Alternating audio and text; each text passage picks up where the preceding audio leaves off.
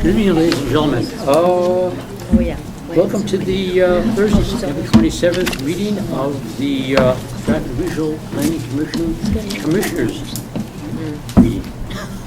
To start, we'd like to open this by introductions, and this should be the commissioners and the that are only commissioners here that are not at the table but are sitting. Okay, then we'll start with the commissioners at the far end. We have Jason Rollinsford. okay. Bob Jaff in Rochester. Ken Ortman, Rochester. Tony McManus, Dover. Bill Conner, Somersworth. Brian Tapscott, the great city of Somersworth. There you go. Okay, Lou Vita, Middleton. Ed Comeau, Brookfield. Carol Vita, Middleton. Victoria Parley, Northwood. Sandy Keynes, Rochester. Okay, that rounds up the commissioners, and also we have with us this evening Cynthia Copeland, who's the executive director, and we have staff. We have Marilyn. Barton. Yeah, okay. And the gentleman at the far end is, Matt Sullivan. okay, Matt. And Matt, I believe, will be making a presentation this evening. Let's see. Okay, that rounds up the introductions, and move right on to action items. I believe you all have either gotten a hard copy or electronic copy of the draft minutes of May 31st. That was the Chair? last commission. Would you entertain a motion to approve the minutes as presented? Absolutely. Would you second that? I will. Not much left for me to do. Okay, motion made and seconded. Is there any discussion? Okay, I believe the minutes you have been amended. Oh, maybe not. Let's see. Let's check this out for a second. Okay, the minutes as I saw them originally on my computer showed that Victoria, you spell pronunciation of your last name again. Parmel? Parmalee. Parmalee. Victoria Parmalee was initially in attendance, then she wasn't there, then she was back again for a vote, or for to volunteer to be a member of the executive committee. And No, I was there. She was I was there. there. but I was just there early. Right, you were there twice and absent once, so I'm trying to find that portion where you were absent. I wasn't absent. Right, I believe that. No, okay. I just Let's must- see that. I'm not listed, I guess. Yes, you are. Very Yeah, much. yes. Okay, Okay. then, look, I can't find that here, so I believe it's been corrected. Yeah. Okay, so if you are happy with if there's no further discussion on the minutes, all those in favor of approving the minutes of May 31st, 2012, please signify by saying aye. Aye. Those opposed, the minutes as presented are approved. Are you a member of the commissioners? Yes, I'm Sign Brandon. And again. your name, please? Brandon Anderson. Okay, town you represent? Durham. Thank you very much for coming. Okay. Sorry. Next order of business this evening, it takes me a while to warm up, it's so cold out. But the next order of business is the fiscal year 2014 dues, and I'd like to open this up to Cynthia Copeland. For purposes of discussion, would you like a motion? For purposes of discussion, I'll make a motion that we approve the draft dues as presented. Is there a second to that motion? I'll second that. Motion made and seconded, and discussion. Discussion. Pardon? Discussion. Yes. Are these going to go up in value? Are these going to stay static at this point? I believe because of the economic conditions, we still are not really great. Okay, we find that the dues cannot reflect the increase in the cost of living or any other factors involved, and we felt that the dues should remain the same as last year for all the towns. Follow? Yeah, about the dues, is there a breakdown of exactly how the dues are used? Cynthia? I don't have a good answer. I don't know. Maybe Cynthia has information on that. What is the question? A breakdown of, is there a quick breakdown of exactly how the dues are actually used when they're collected? As simple ways. They're used as in several different ways. One way is matched to grants that we receive, so it provides local match. And the other is for work in support of projects that we're doing within the community. It had said in some paperwork that I read that some of the membership dues are used for contract overruns. What would be an example of a contract overrun that membership dues were used for? For instance, if the town of Brookfield and we were doing a hazard mitigation plan and we had $5,000 for the contract and it cost us $5,500, we would, and you didn't contribute in-kind match from your attendance at meetings, then we would use 500 of the dues. That's an example.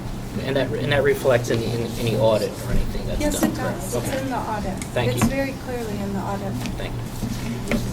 Okay, are there any other questions, comments, additions? Seeing none, the dues document is before you. You've all had a chance to review it. A motion is on the table, it's been seconded. All those in favor of the dues for 2014, please signify by saying aye. Aye. Opposed? And the due schedule for 2014 is approved as submitted. Item number 3 on the agenda is a presentation by Matt Sullivan regarding New Hampshire Broadband Mapping and Planning Program. And I believe Matt is in motion as we speak.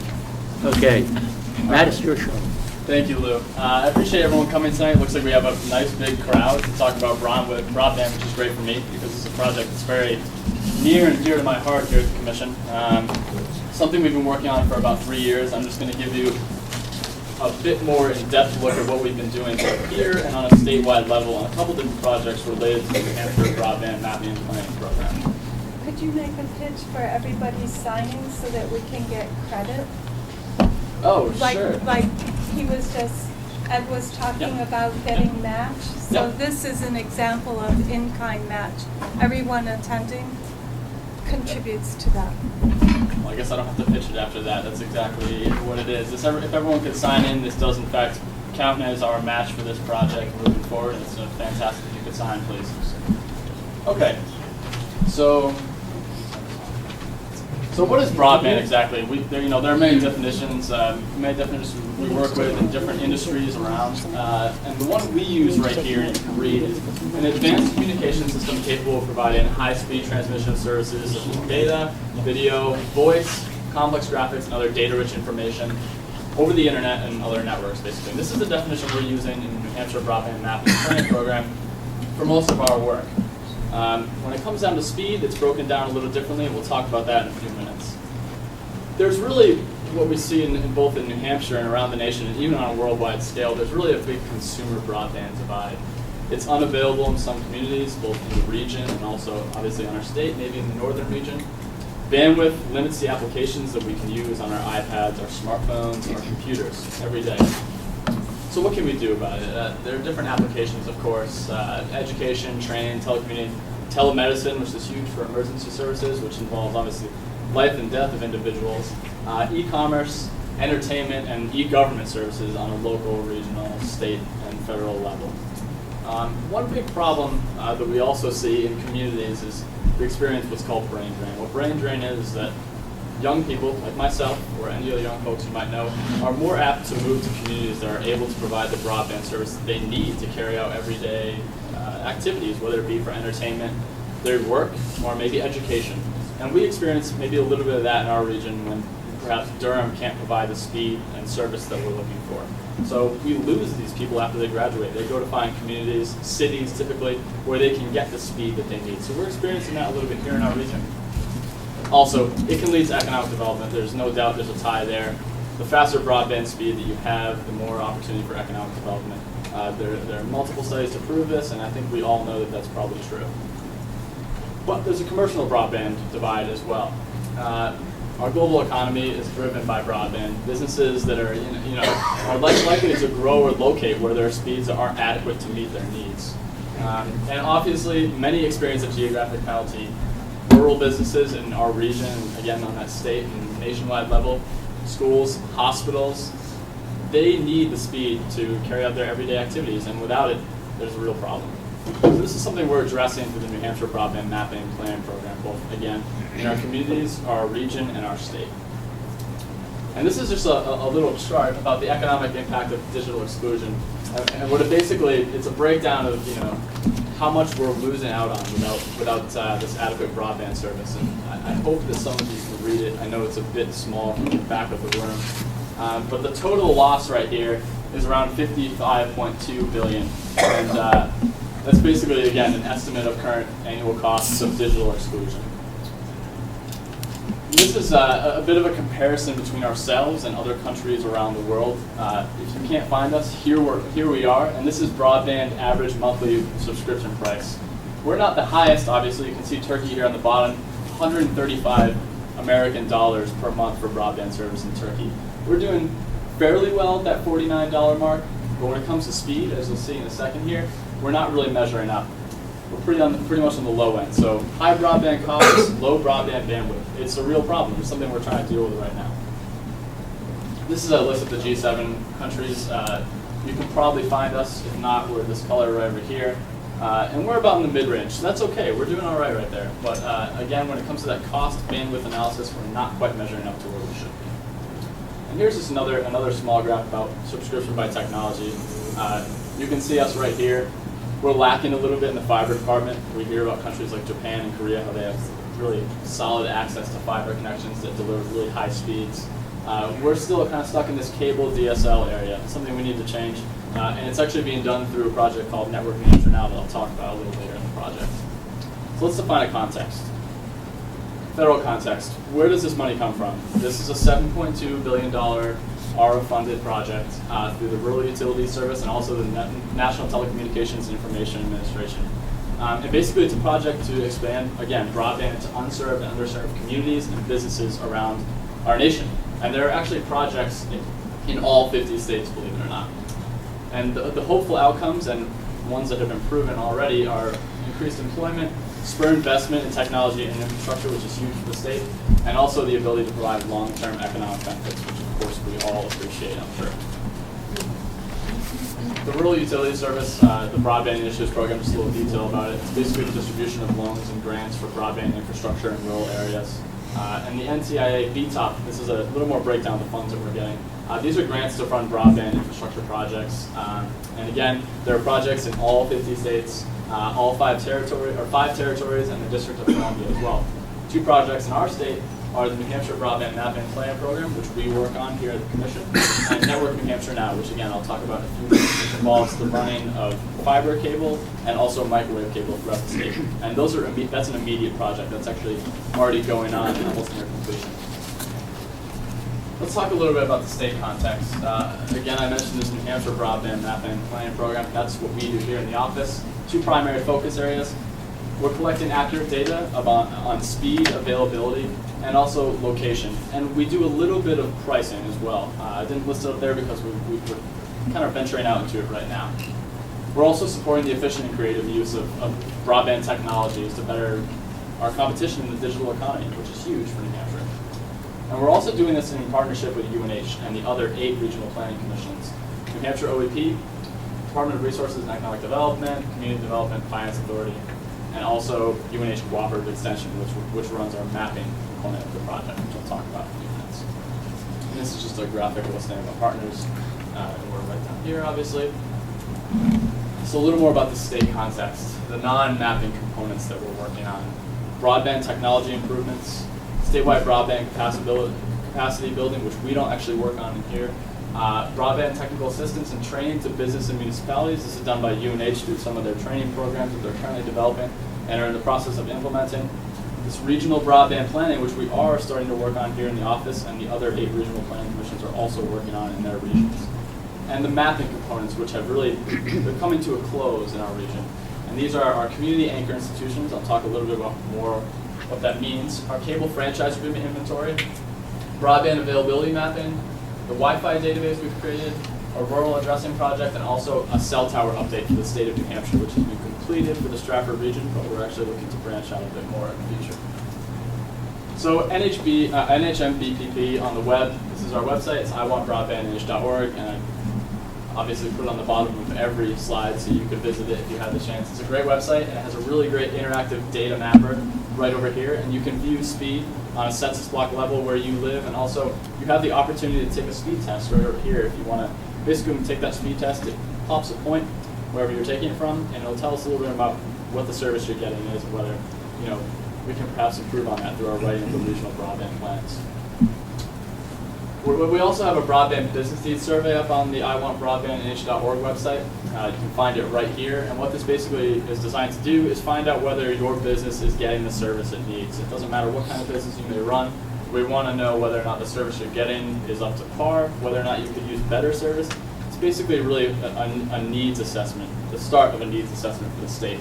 So we have that business survey. We're also working on a municipal survey and education survey for different groups. And this is the actual look of the survey right here. Fairly simple questions. This first one's, what type of business are you associated with? And there are several options: agriculture, healthcare, manufacturing, retail. And it runs on for about 25 questions, I believe. And these are the results. And believe it or not, we're getting really, really solid results at this point. We're seeing a lot of things that we can improve on here in the state, and a lot of needs for broadband that we often don't think about immediately. Some of which we do, of course, managing data, research, recruiting employees, which is a huge one, especially in this region with UNH being close by. Advertising, obviously, selling your products. But then there's also the teleworking aspect, which is great for a lot of businesses, so people can not spend as much time commuting to work. This can also save on gas. It's great. Fantastic. And something that this project is intended to improve upon. So a little more in the state context. Again, reaffirming this goal. Map broadband availability for the mapping program by type of technology, speed, and identify areas where there are served and unserved and underserved populations. The data we get for this project is from 50 plus active service providers. And I believe actually right now in the state of New Hampshire there are 69 service providers of internet, believe it or not. You may only think of 3 or 4, but there are actually 69, whether that be your mobile wireless or there are different types really. There are the small cable providers, small DSL providers in the north. You really would have no idea, but there are 69 providers. It's amazing. And this data is aggregated to census block geography. And what that means is the data they give us basically indicates whether the census block that people live in has a certain type of service. So it's not the most accurate data, and we're definitely working to improve that a little bit. This data is collected and processed by UNH, and it's submitted to NTIA on a 6-month cycle, and it's included in our national broadband map, which is at broadbandmap.gov, and it's a really, again, another fantastic interactive map viewer. It's right here. This is actually a map of, you can't really see it too far away again, but this top row on the scale here is the lowest income level, and obviously the bottom is the highest income level, and basically exhibits the relationship between speed and income level. So this really dark brown color you can see here all the way to the right, that's going to be your highest income level and the fastest speed. And obviously, down here in these urbanized areas, we're getting a lot of that. A lot of high-income populations with very good access to broadband. But again, as we get a little farther north, we get that 1.5 megabytes to 25 megabyte range right here. And it's just not what we want right now. We'd like to improve upon that. And then we have this green area up in the northern part of the state that's really kind of off the grid, for better or for worse. And this is a national broadband map, another map, basically of what's called asymmetric DSL and symmetric DSL, just a basic service. But there are all types of service that you can view on a local level right here, and I'd encourage you. It's a great website. This is our data mapper that I talked about a few minutes ago, and this is the Community Anchor Institution project. And what that is we map healthcare facilities, schools, community centers, libraries, colleges and universities, public safety buildings, and what's called other community support, which could be another a healthcare facility or small clinic. What we do is we actually call out to these institutions and we ask them to take our speed test and tell us again whether or not the service that they're getting is adequate for what they're doing in the office. And we've gotten a pretty good return rate on these calls out. And this is actually the map to date. We have around 4,000 community anchor institutions around the state mapped, most of which don't have the service they'd like. So that's something this project is definitely working towards. This is Rochester. You probably know it well. And where we are up here, we have a point for a couple, our office obviously, and also the community center as a whole. And And if you click on the points, you can actually get some data about the speed over here, and you can see our maximum downstream and up speed is between 1.5 and 3 megabytes per second, which, if you know anything about broadband, that's very, very slow. I actually live out of Rochester, and I get about 25 megabytes per second in my house, and I see a huge difference when I come in here to do my work. And it'd be great if I could have some better service when I'm doing my work here for my mapping tasks. So I'd like to see that improve. We've also done some maps for the office on a more regional level. And this is one of them. This is technology type. It's an exhibit of, again, that asymmetric versus symmetric DSL, different types of wireline, cable modem that we know really well. Fiber isn't actually on here because fiber penetration in the state is very, very low to this point, but then that will be changing with the new implementation of Network New Hampshire Now fiber. You can see obviously the dominant technology type up through here is this cable modem category over here. But we see that over in New Durham, Farmington, and Strafford, that we have the dominant service up there is actually asymmetric DSL, so we can definitely try getting them up to speed a little bit more and help them with access to better service. This is the maximum download speed, and this is where we really see some inconsistencies in the data when it comes to that census block geography. You see that most of the region's dark blue. Dark blue is actually this category right here, which is 100 megabytes to 1 gigabyte per second. And that's really fast. I've never even heard internet that fast. Well, the reason that it says the whole region is covered by it is the fact that if one location within a census block tests for that level, it marks the whole census block at the highest level. So this is what our providers are giving us. They're not giving us the most accurate data. What we prefer to get is what is the lowest speed within a given census block, because that's a real exhibit of the lack of service within those blocks. So we're a little bit held back by what our providers are giving us. So we're trying to work on that relationship with them through these years, and it's getting better and better by the day. And it's the same situation here. Maximum upload is a little deceiving here, but this isn't the highest speed, so this is a little more true data, and it shows that we're not getting the upload speed that we need. So, you may be getting 100 megabytes up and 15, or 100 megabytes down and 15 up, which is a really big disparity there. So we're looking to improve some of that as well.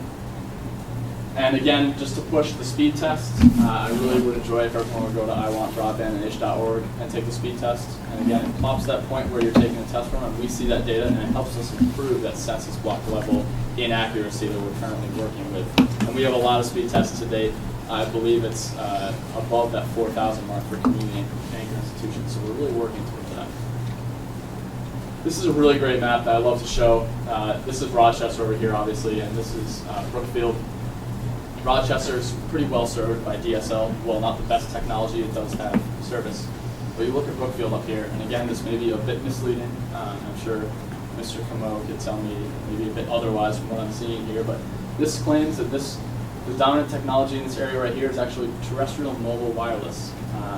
So if you feel that's inaccurate, I encourage you to take the speed test, and maybe we can get a better idea of what we're getting out there. But this is what it shows, and it shows a real disparity in our region between what different communities are experiencing as far as their broadband access. And now for a couple more details and some projects we've done. We did a project, a Wi-Fi hotspot inventory, pretty simple. We basically looked around the whole state actually and mapped public Wi-Fi locations. And what I mean by that is whether it be a commercial location like a McDonald's or a Starbucks, or even a library. Those were considered public Wi-Fi locations. What we did is we simply placed a point, listed hours, different attributes that could be useful to folks, and we're actually working on rolling that out on the I Want Broadband NH website. And you're thinking, what would be the use? Well, if you're traveling, you might want to pull it up and think, where's the closest Wi-Fi hotspot that I would use? So this is something we worked on and spent a good amount of time in earlier last fall. And we've also done a cable franchise agreement data collection inventory, and what that involved is actually collecting cable franchise agreements both around the region and on a statewide level. This is a project we were kind of the lead on. We completed in August 2012. 170 agreements were collected. Of that number, I can assure you that about 50 were out of date. So we definitely need to do a better job in our communities of working to update our cable franchise agreements. It's a great protection for communities against franchising cable companies. And it's a huge thing for us because there's a big correlation to our broadband element. It's a great comparative tool for communities to use. You know, you can say, well, you know, New Durham's got this in their cable franchise agreement. We in Milton would like to add that. You know, it'll be a great thing for us to have in our agreement, and we would get better service and, you know, have a better relationship with our cable provider. So again, it's a huge municipal bargaining chip. Some communities have actually built in what's called a last mile legal obligation, and what that means is that cable providers are actually required to extend to what's called last mile households, and those are households that are very, very rural and maybe at the end of a line. And normally the return on investment for cable companies is actually not very good there, and they choose not to provide service.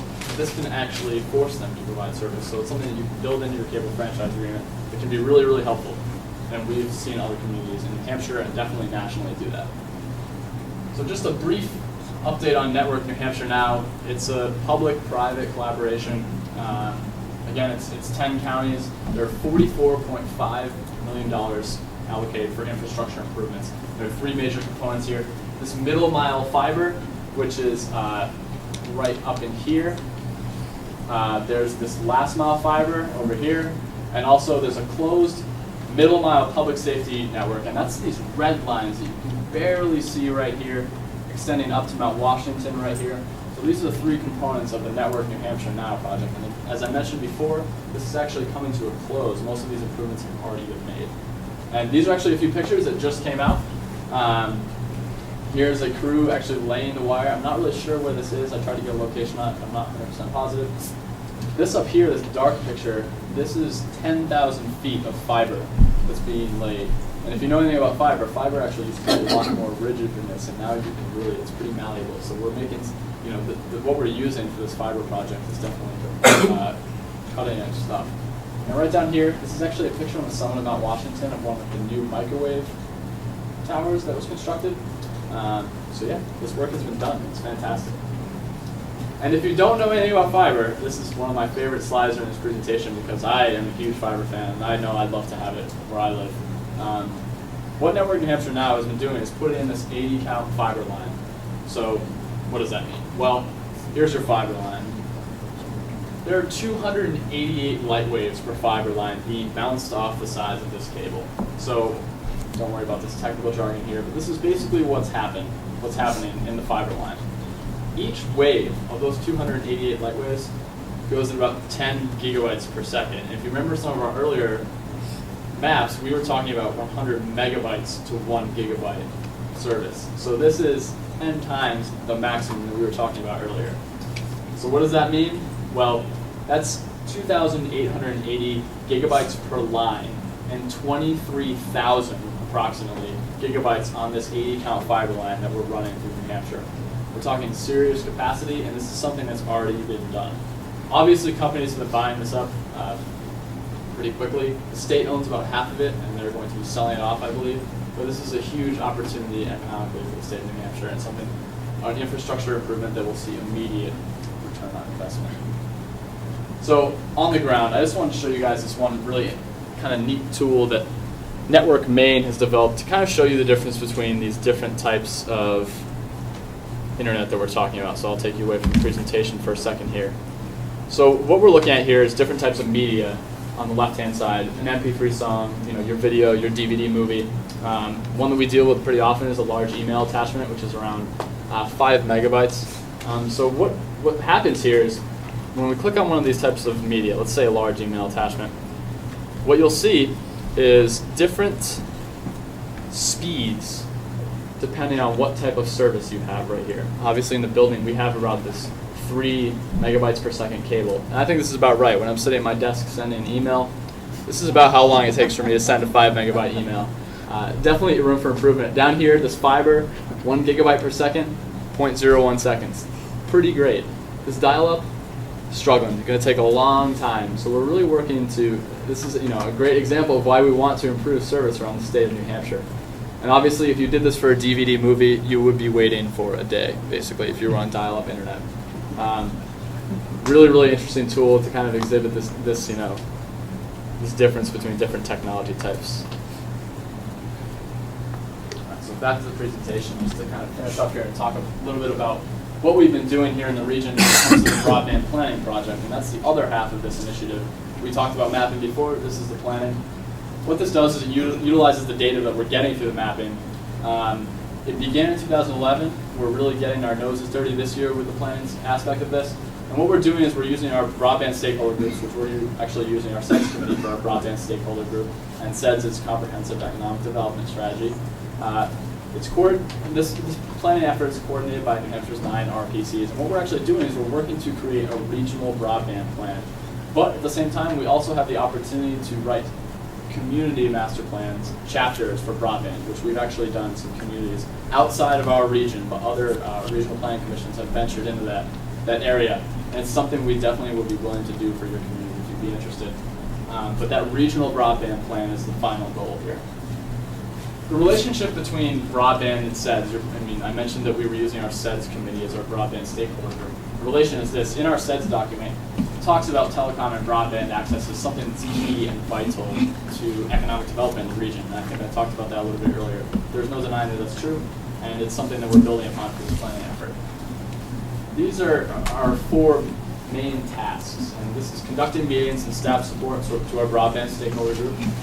Regional broadband forums, which I'll leave you guys with in a couple of minutes about what we're doing for our regional broadband forum next. You might have the opportunity to attend.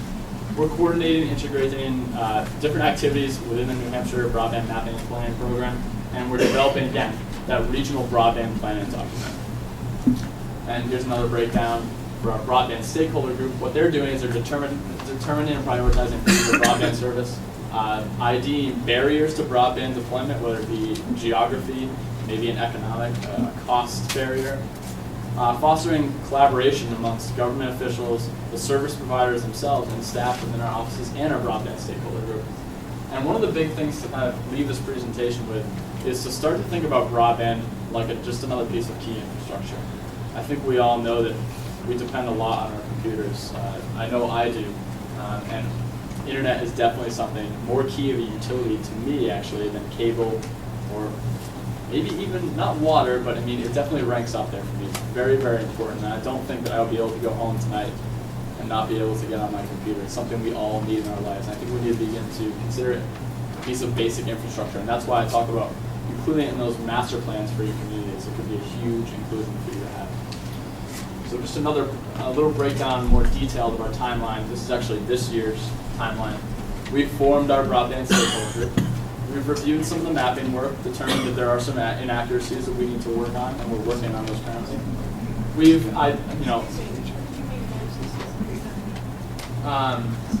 When I refer to inaccuracies, what I mean is, when I mentioned before that data is only accurate to the census block level, we'd like to pin that down a little more, but that all depends on our relationship with the internet service providers.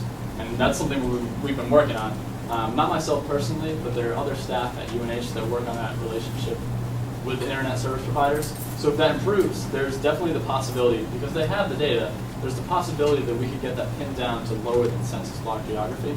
So we'd know a little bit better about what type of service, maybe a street may have, rather than whole census blocks. Census blocks are pretty large, so that is not as accurate as we hoped. And I know in other regions there's been difficulty where a resident may say, a block may say that it's 1.5 megabytes to 3 megabytes per second. And a resident may say, well, I live there and I know that I'm only getting 700 kilobytes. I took the speed test last week. Well, that's a problem, and it's something that we can't directly address because the service providers, it's really dependent on their data that they give to us. The one way we can correct it, though, is through taking that speed test. If you take that speed test, you have the opportunity to tell us exactly what type of service you're getting. And there are lots of speed tests on there as well, so it's definitely... So the service providers are under no obligation to give you information if they decide to give it. Is that what you're saying? And that's where you pull the gold numbers. Exactly. The service providers have been working, and I hope that my comments haven't made it seem as though the service providers haven't been helpful, because they have. We have a fairly good relationship with them.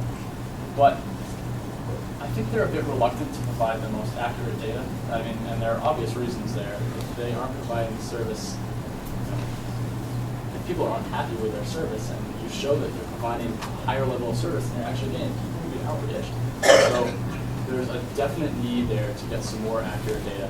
And my personal belief, and speaking not for the project, is that that data does exist. My guess is the service providers know exactly what houses have which speeds. people pay for different speed tiers. We know that. We all pay for different speed tiers. We could get a gigabyte at our house. Would we have to pay $400 a month for it? Yes. Yes, absolutely would. So that's a big barrier right there, cost. And that cost is something we can't really address to this project.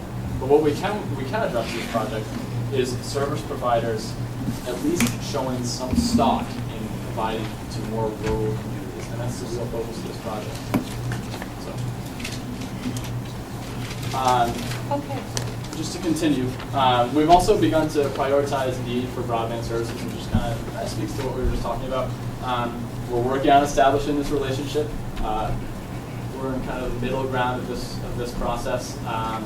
We have a fairly good relationship, and a fairly good relationship with the PUC, the Public Utilities Commission, on a statewide level. So we're working on that as well, and they're the real movers and shakers for this project. Once we get these regional broadband plans together, we're going to be creating a statewide broadband plan, actually, that they'll be approving. Again, we're IDing barriers for broadband deployment, whether that, again, be cost, geography. And we're also working this year, at the end of the year, to conduct a sector-based analysis. And what that is specifically is going into sectors such as emergency services, healthcare, residential, which isn't really a service, but it's actually a part of the population we sometimes miss when we're focused on business a little too much. So we're working on getting that residential connection. And what we're going to be doing is actually conducting focus interviews. And if anyone in the room is interested in actually being involved in those focus interviews, I encourage you to send me an email at the end, and I'll have my contact information up there. What that would basically involve is me asking you the questions that the speed tests and surveys do. And that would be whether or not you have the service you need, and whether you have a business that you might need better service for. It would be those kinds of questions. Or whether when you're at home streaming Netflix to your TV, it's not, it's cutting out every single second. Those are all things we'd like to hear about. And those are all bargaining chips for us when we're talking to ISPs. Again, that's sector-based analysis.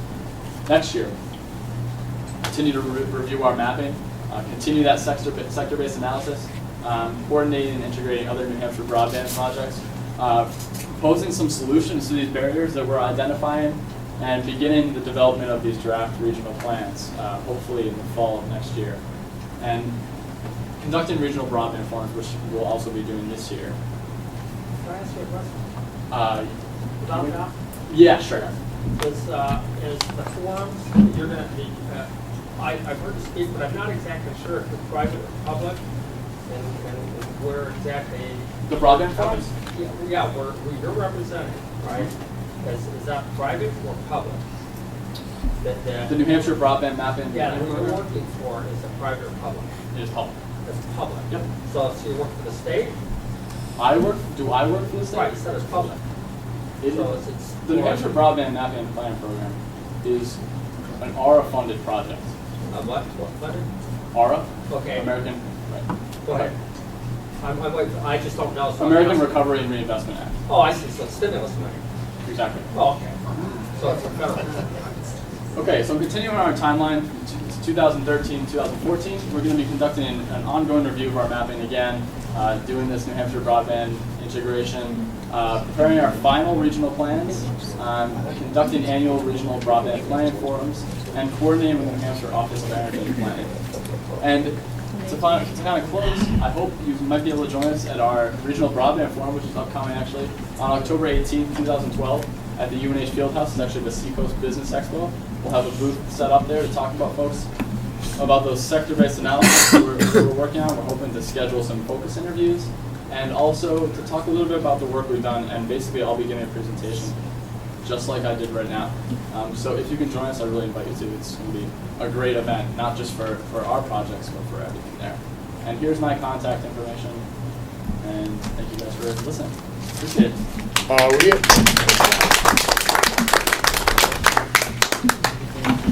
Thank you, Matt. Are there any questions for Matt on Matt's presentation? I had one, a quick question. Sure. I'm just going to shut this down.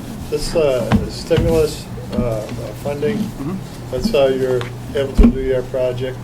The New Hampshire Broadband Mapping and Planning Project is funded by stimulus money, yes. That's it. $7.2 million. I can actually, 7.2 million. Okay. And do you work for the Strafford Regional Planning Commission? I do. Thank you. Yes. Can I ask Ken? a follow-up? This is just for the panel. Okay, one moment. I'm sorry, what? I just want to ask a follow-up, just, Okay, one moment. Let's, Ken had his hand up and I'll see you. Okay. Ken? Matt, you talked about working with communities that were interested in a master plan component or a chapter, I'm assuming, that would deal with broadband. Can you give an example or give some idea of what the components of that kind of a master plan might be? Is it sort of an attempt to identify what's there and what the needs are? Exactly. It starts with that needs analysis. Deerfield, New Hampshire has actually done a broadband chapter to their master plan. What that started with is that needs analysis, starting off with those barriers. Then after you identify the barriers and the needs, proposing some solutions to that. And then you might have a case study in there to talk about what other communities in similar situations have done. And then after that, you really want to have this mapping as the backbone for what needs to be done in the community. And from there, you could even approach, it depends on the size of the community, but let's say ITS infrastructure. That's actually really heavily dependent on adequate broadband speed. And you may want to talk about that in your broadband master plan. But it really depends on the size of the community that you're talking about. But typically, it starts off with that identifying those needs and those barriers immediately. And going from there, proposing some solutions from those case studies, or maybe a conversation with the ISP on a more particular level. Obviously, it's easier to approach an ISP on a community level because you're typically only dealing with a couple rather than almost 70. So that's really where the conversation would start. But the master plan, again, it comes back to that broadband as a piece of key infrastructure. I think as communities move forward, they might need to begin thinking about it as more than just a commodity. Can I just follow up? Can I have a call to a point of order that all the questions be addressed to the chair? Thank you. Sir, did you have a question? sure, the chair's not going to be able to answer it. Well, that's okay. Just ask it and I'll... Yes. Just that 7.2 million that you referred to, that goes to New Hampshire Matt, is there... for the purposes of this? No, the $7.2 billion was actually, I'll actually go back to the slides. So you go- 7.2 billion? Sir, let him Just say... clarifying what you said. He said million or billion? Here. I think he said million. He just said billion. No, it's billion. Million? It's billion. Billion, okay. Well, excuse me. The $7.2 billion was not just awarded to New Hampshire, but to all 50 states for this project. So, Okay. Victoria. Matt, could you explain the purpose of having the statewide master plan for this? right, the statewide master plan is really intended to be a bargaining chip for the PUC moving forward in negotiations with different ISPs. It's really a really basic, almost like a broadband master plan for the state, essentially. And hopefully it'll give the PUC leverage in negotiations with these ISPs on different levels, regional, local, county level. It'll be that bargaining chip that they need to perhaps demand better service in different areas. That's what we're hoping. That's definitely what we're hoping. That's what the project is intended to do. But the real focus of this project is the regional plans. Because obviously the regional level is a lot more pinned down than the statewide level would be. So we're hoping to at least get this broadband data down to our regional level. Ken. To follow up on my earlier question, so if Rochester, for example, were interested in developing a chapter of our master plan that dealt with broadband, Sure. I'm assuming that the information that you've already generated through this project would provide the basis that would then, I mean, we'd have to get more specific information, I'm sure, but... Absolutely. I think, hypothetically, if you were interested in developing a master plan chapter, we'd have to obviously put together your own broadband stakeholder group for the community. I've actually already spoken with the Economic Development Group in Rochester, and a great group to talk to, and I think they'd be a great place to start. But it really starts with having that really motivated group of individuals that are willing to put in some time to developing the plan to its conclusion, really. But the data would, again, it would be the real key to everything. Hopefully we'd be able to pin it down a little more for Rochester. Really try to push those speed tests so we have as much accurate data as possible. But what we already have is a great base to start at. Yeah. Okay, in the back of the room, Jerry? Mr. Chair, thank you for taking my question. I'm curious on the New Hampshire project, broadband mapping and planning program, if in fact they need the cities or the counties to empower them to pressure the cable providers to give them the information that they're requesting to expand the program, to do the testing and such? Or do they have that ability to do that testing on their own without the cities or towns or counties pressuring the private businesses, the cable providers to get that information? Matt? So let me just, I just want to make sure I understand your question. Correctly. All right. You're asking whether or not the New Hampshire Broadband Mapping and Planning Program would have the ability to pressure ISPs without the permission of municipalities, correct? That's correct. The conversation between New Hampshire Broadband Mapping and Planning Program and internet service providers is not a conversation that needs to happen through the municipality. I should caution that I am not a legal expert, but that is my understanding of the project at this point. I can't see any reason why the project would need to go through a community to acquire data from a service provider. A follow-up? What's the purpose of having you here with this presentation without you just going to the service providers and asking them for the data that you're seeking? It's going to them and requesting that data, and that way you better find out exactly what the coverages are and for each local street, city, community. Could I just say, Sure. it's my understanding. Again, What's going? Is this a question for Matt? Are you answering Cynthia? I'm assisting Matt. May I have permission to assist Absolutely. Matt? Thank you. Point of Matt, order. Point of order. This question wasn't answered. She's trying to. I'm They're going to get going to answered. provide an There is- answer, sir. This- Matt, the other partners in the New Hampshire broadband project, this is part of their work task is to do this relationship building, as you've told me. Right, and that's exactly And you expressed it in Right. this presentation. right. That's exactly what I was going to say. That's not really our responsibility to build that relationship with service providers. Our only responsibility is to basically bring together a group of citizens who are concerned enough about broadband and use those citizens as leverage with service providers through the regional broadband plan to leverage those ISPs into providing better service. Can I just finish that follow-up, and I don't want to have a conversation, I apologize, but that was exactly my point in the first question, is what you're looking to do is get the citizens and/or the county commissioners to leverage the private industry to provide the information, that's just what you said, to leverage the private businesses to provide your group, the stimulus-funded group, the information that you require to do whatever business it is or accomplish whatever mission you're trying to accomplish. Because you don't have that ability, whether you want to or not, you don't have that ability to do it on your own without local citizens applying that pressure, forming a group, however that group's formed. And I'm sure you'd be more than happy to help, is to pressure those private businesses to provide your group the information that you need. Okay, I believe that was a statement, so Well, that was kind of a question. I don't think it's a statement. Yeah, if he wants to. okay, deny that. okay, one moment, please.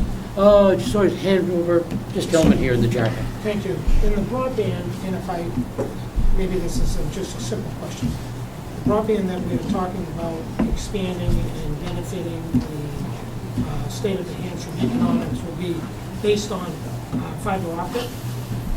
Is that Fiber optic obviously is a great end goal, absolutely. And my personal hope is that fiber optic would have one day be the only service that we have available, dependent upon other technologies. But obviously in the more immediate future, fiber is still very expensive. We all know that only large companies are really capable of buying fiber from that line I'm talking about, or larger municipalities. So improving service through what we already have, our cable, is, I think, a big priority right now as well. What is the other Sir? No, yes. Wait a minute. Identify yourself, please. My name is Rick Burrell. Thank you. And thank you. My other question might be, and what that was asking about, what is the other technology that maybe is out there that might be coming? Is it a wireless thing? Wireless is definitely a possibility. One thing that, technology experts like to say is they get asked often, well, what's after fiber? What comes next? Well, what moves faster than light, I guess is the next question to ask, because fiber is light. So I'm not sure. But there is, for more rural communities, I think in the future, an opportunity for wireless to be the most effective means of transporting that broadband service. And on that note, some of you in the room may know a bit about a technology known as WiMAX. And what that essentially was intended to do is provide Wi-Fi on not only a much broader scale, but also at a much higher speed. And there's also been talk of taking advantage of the newly available white spaces the government is no longer using, and using those to provide internet service. And those will have the opportunity to provide very, very quick service. Okay, identify yourself, please. Greg DeNoble, Rochester, New Hampshire. Thank you. Looking at your map, it doesn't look like you gave a fair amount of discussion to population density. Because you noted that like Japan and Korea had much higher rates than us, but yet you could fit either one of those countries into the state of California. Sure. And obviously in 1 mile, if you have 10 houses or 10 businesses versus 100, it's going to be more economically beneficial to the cable company or whoever the provider is. And I really didn't see that that was occurring. Is that being given thought that population density does contribute to services delivered? The chair. Absolutely. Population density does play a huge role, but the fact of the matter is when you look at, let's say, a different area, Boston. Boston is still not getting the same speeds that more rural areas of Japan are getting. And it doesn't always have to do with population density, I don't think. There's definitely, and Korea even, which people are amazed, I know that's always one of you hear of, oh, Korea they used to have the fastest broadband in the world, they do not anymore. Japan is now the highest on that scale, but in those areas, even the more rural folks on the lines there are getting much higher speeds than even people in Boston could be delivering. It's amazing.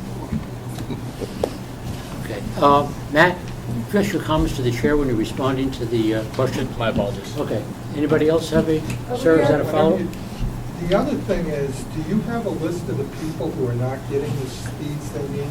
Because I've heard from the city of Rochester that they don't have enough speed. You said this building doesn't have enough speed, but yet I'm getting 4 to 8 times your speed at my house because I'm paying for it. Is it a problem, people not willing to pay, or is it the service is just not available? Thank you, Matt? Mr. Chair. I believe it's a mix of the two. There obviously is a cost barrier. That cost barrier exists. We all know that, again, as I mentioned before, we don't want to pay $400 a month to get that 100 megabyte connection. But at the same time, there are areas within this state, this region, and possibly even Rochester, where certain capacities are not available. So it's a mix. There's definitely a cost barrier there where individuals are unwilling to pay for certain tiers of service, but at the same time, there are capacity issues on a statewide level. And there are issues with the providers as well. Okay, before, yeah, let's see if lady we... over here is recording if you want. Oh, okay, thank you. Ma'am, you identify yourself, please? Diane Wood, Rochester. I'd like to know where $400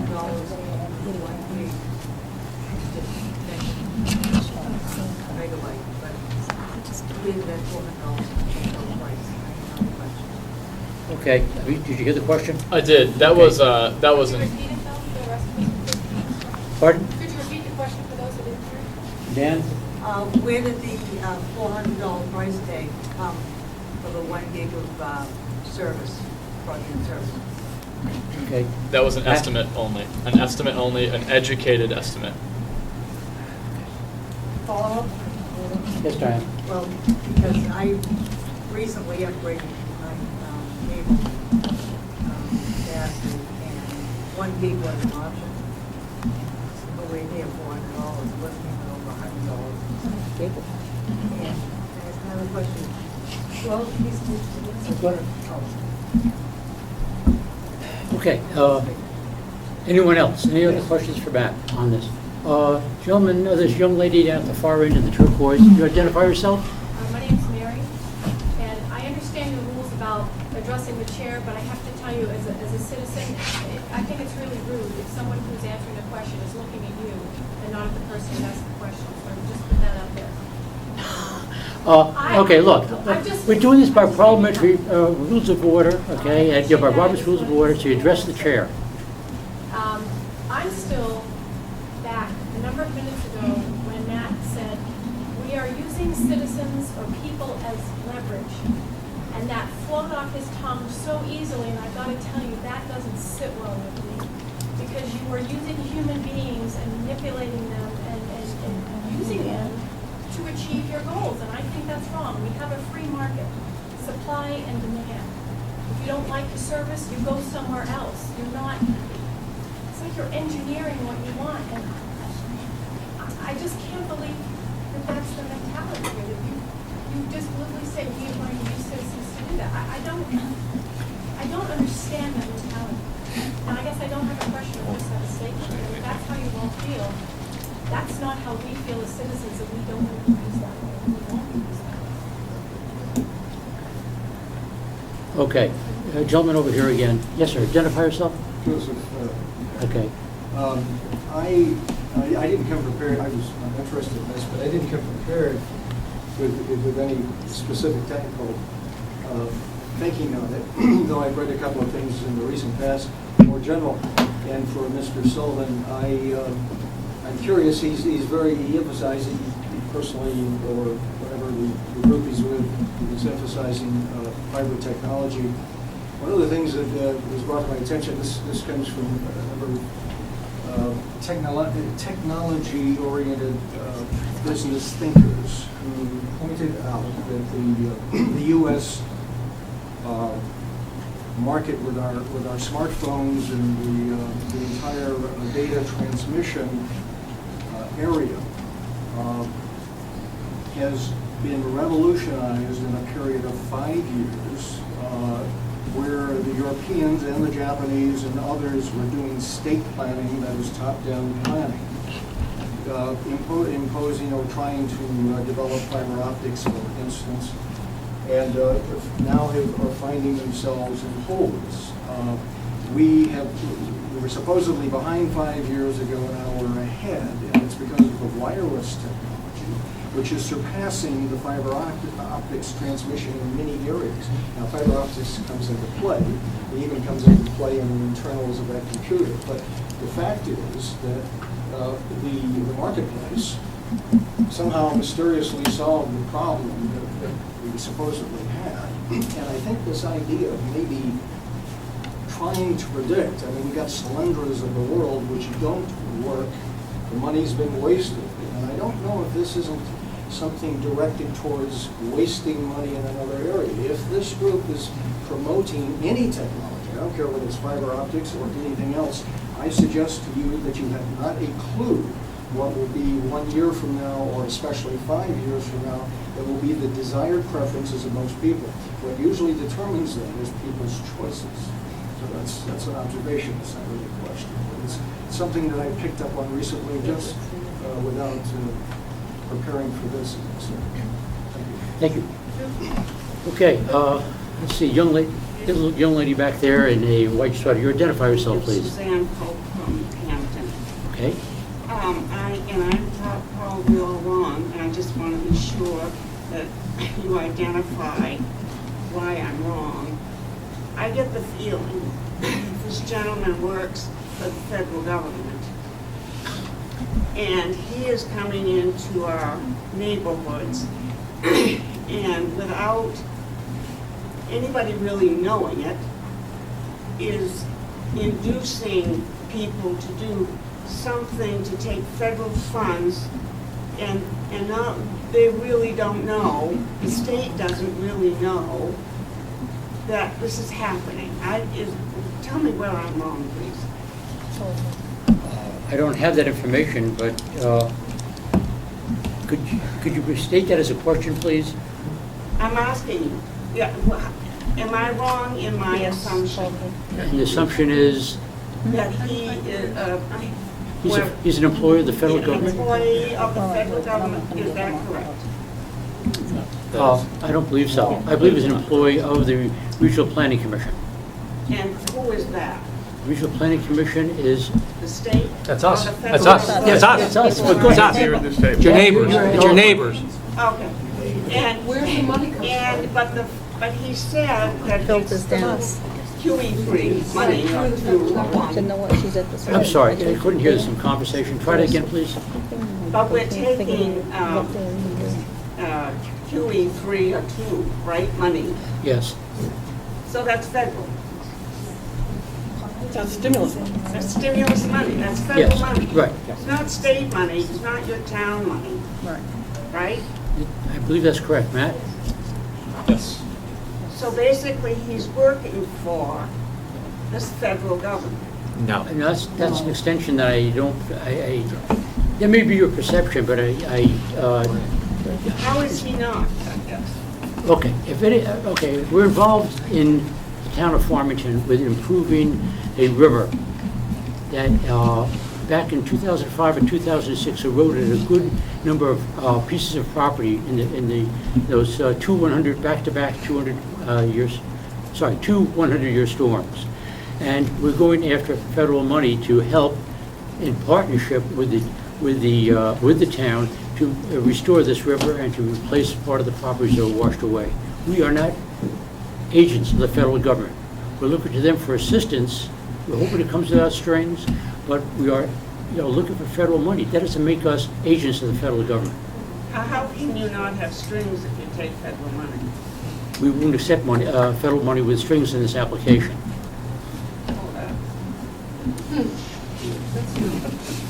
Any other questions? Tori, do you have a question? I'll save it. Okay, Ed. Mr. Chairman, the regional broadband stakeholder groups, are they made up of companies or are they people? Who makes up these stakeholder groups? Matt?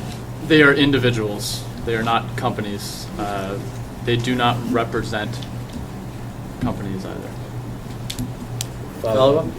Mr. Chairman, how are the committees or groups formed? How are the people chosen? Matt? We actually solicited for regional broadband stakeholder. Sorry, I can't see other group members before I actually worked at the commission. I believe a year and a half ago, with limited interest from the public. As a result, we actually decided that our economic development group, the SEDS committee, would be used in place of that because obviously there's a tie between broadband and economic development. So we felt that that was the best group that we could get together at that time to execute the responsibilities of the broadband stakeholder group.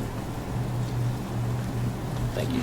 Sort of the hand up. Could you identify yourself, sir? Julian Savoy, other group projects. Is the only barrier money? No, the only barrier is not money. There are geographical barriers throughout the state.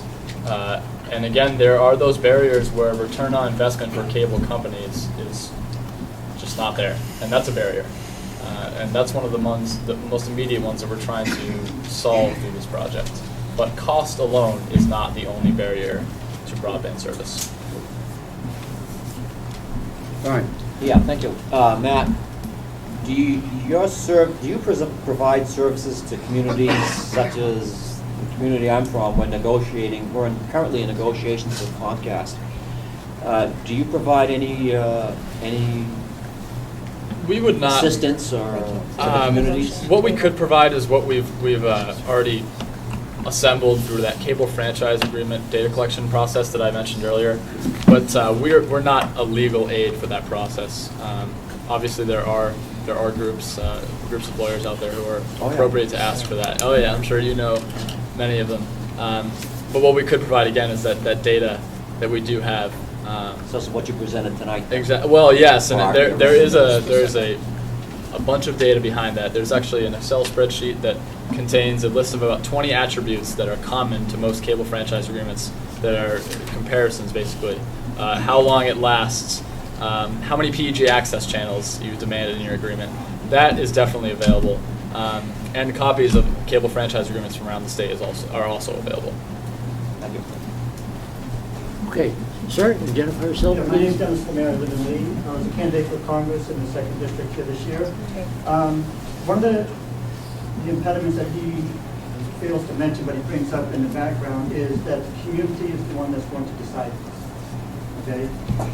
If we band together and say that we don't want this broadband initiative to go regional, we want to have control here on the local level, then what he's trying to show us isn't for us. Because once we relinquish control on the local level, get this small band of people together to force the information from the parties, the providers, we lose control. He says it's a $400 estimate on the cost of services and the broadband inequities across the state. They're not concerned about the broadband. They're concerned about the control. Otherwise, they wouldn't try to force these small groups to pressure the companies. If there are 69 companies now in the state and this enacts, you probably see 3. That's where this is going. You have to realize this is part of a regional plan. It is a part of a conspiracy against us, and I will classify it as that they're trying to get into our local levels, usurp our authority, and have control on the on the regional level where we have lost our rights. Am I right? Sir? No, you were Mr. Chair? I posed a question to him. Am I right? That's a philosophical question. Don't answer Okay, that, that Matt. is, Matt, you, That's not okay, a question appropriate Can for we have us. a call to a point of order? okay, right. It's a question that's asked. Okay. He's not a philosophical Okay, sir, candidate. the only way we're going to get this meeting done with tonight is by making a statement or asking a question. I made a statement. Okay, one moment. I'm trying to outline the procedure, okay? And then see if there's a response to it. If there's no response, then we have to move on. Why isn't there a response to a question like that? It's a question that the people want to know. All right, and okay, you can't get blood out of stone. One moment, hang on for a minute, Ed. We want to move on if possible. If you have a question that doesn't get answered, doesn't get answered. All right, then I will say that I am right and he is wrong. If he's I'm wrong, not then up to the chair to make that decision, sir. Go ahead. Okay? Ed Jansen. Well, it seems that many people here tonight are raising the question about the general structure that we use to deliver services in the United States. And we have a federal, state, and local partnership in many things. If you look at the cooperative extension services, going back to the 1870s, it's nothing new or strange. But again, what it was designed to involve both the federal government, especially moving funding from one state to another, which some of you would say that's a terrible thing, but it was to get the federal government integrated with the state government. We have agricultural experiment stations in every state and cooperative extension offices in every state and so forth. So if you go look at these programs, they were really modeled on over 100 years of experience in government in the United States. And they were many of these programs, especially the rural areas, because that's always been the problem. The rural areas don't have the density of population and they don't have the income, and so they get bypassed. And so we're concerned about Appalachia and other things, we as a collectively as a country. So what I'm saying, what we're doing here with regional planning, and I've been involved in regional planning for 30 years as a selectman from Rollinsford, so and we certainly, we're volunteers here from representing our communities, and if you have problems with it, you should be really getting after your community representatives. If you go down to town hall or city hall and find out who they are. And our problem has been that we could not get people like you here. We have complete lack of representation. And then if someone wants to come in here and says he's researched it and so forth, rather than having communication with us and discussing it, what we're doing is, you know, one side is on the other and so forth. I happen to be a fairly conservative person, if anybody wants to know. And I'm very concerned about federales and so forth going on. But if people do not understand the structures that we have for government here delivering services at the local level, and the other big issue is you talk about, you say give them money. Much of the nonprofit organizations distribute a tremendous amount of money in this country and so forth. So before you start beating on my head or the other people's heads here, you really need to understand the structure in which we're working. And we go after some of these monies, the only way, the money is channeled from Washington. I don't think it's always right the way they do it, but we as a regional plan, we don't, some towns are not even paying their fees here.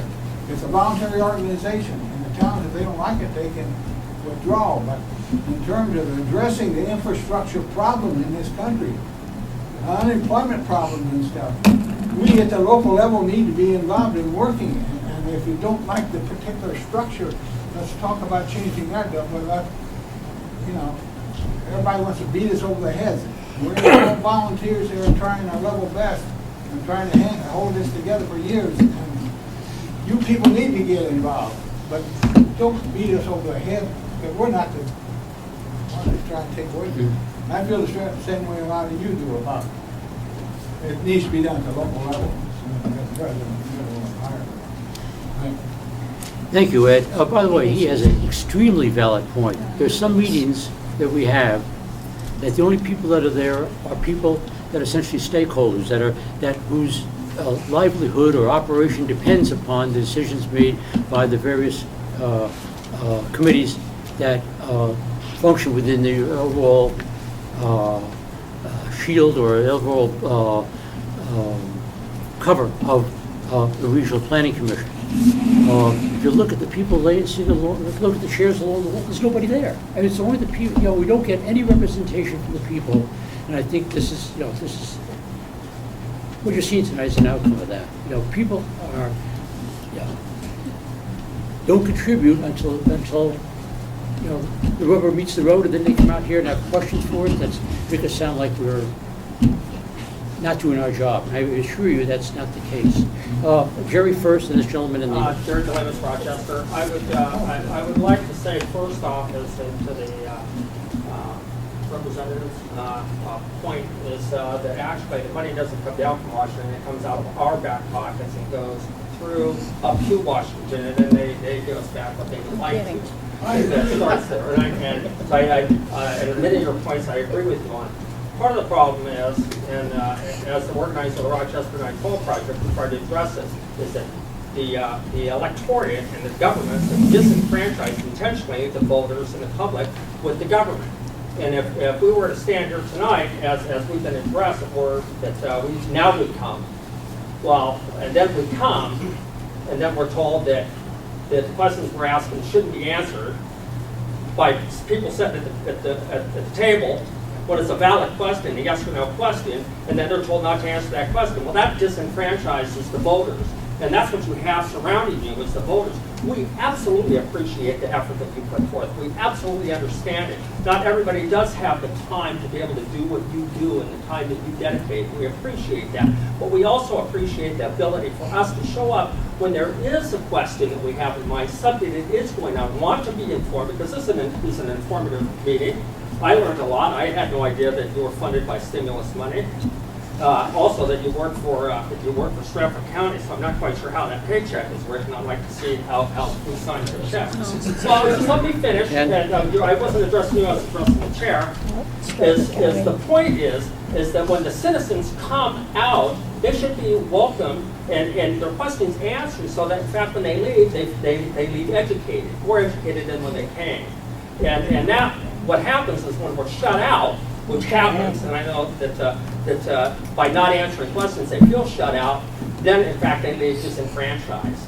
And then when they come back, they may be more disenfranchised. And I would just ask that when a question is posed, because that was a yes or no question, then a yes or no answer is possible. I don't believe that there is anyone here who has intentionally attacked anyone. We're just trying to find out the information about what it is you do. Aura, I don't know. He said he worked for Aura, then I heard he works for Strafford County. I'm a little confused on the chain of command there. And I would like that as my question, is to have the exact chain of command where the funding comes from that gets to you, and where that is exactly coming from. If it's coming from stimulus money to Aura, to Strafford County, that Strafford County hired you. I don't have a problem. I'd like to have the information on how that actually is in place, just so it'd be a question that would be cleared up, because I think there's a little misunderstanding around the room. Okay, hang on for a minute, Victoria, because Ken, it looks like you wanted to say something a minute ago. Just as I'm one point of clarification. Replying to the, yeah, point. I mean, I think that's part of the communication issue. Jerry, what I was just going to say was that the Strafford Regional Planning Commission is not the same as Strafford County. So there's the Strafford County Commissioners and people who are employed by the county. The Strafford Regional Planning Commission is a membership organization. So each of the communities that are members pay dues. The Regional Planning Commission also is under contract with the Department of Transportation, and so there's some funding that comes for tasks that we do for the Department of Transportation. And the organization can apply for grant funds. But I just want to, so the organization itself is not a county organization per se. So that was just the clarification that I wanted to make. But you know what might also be helpful is to the extent that, I mean, we have a budget that we adopt each year and all that kind of stuff. I think, is all of that online? Is our budget online? Yeah. I don't think our budget's online.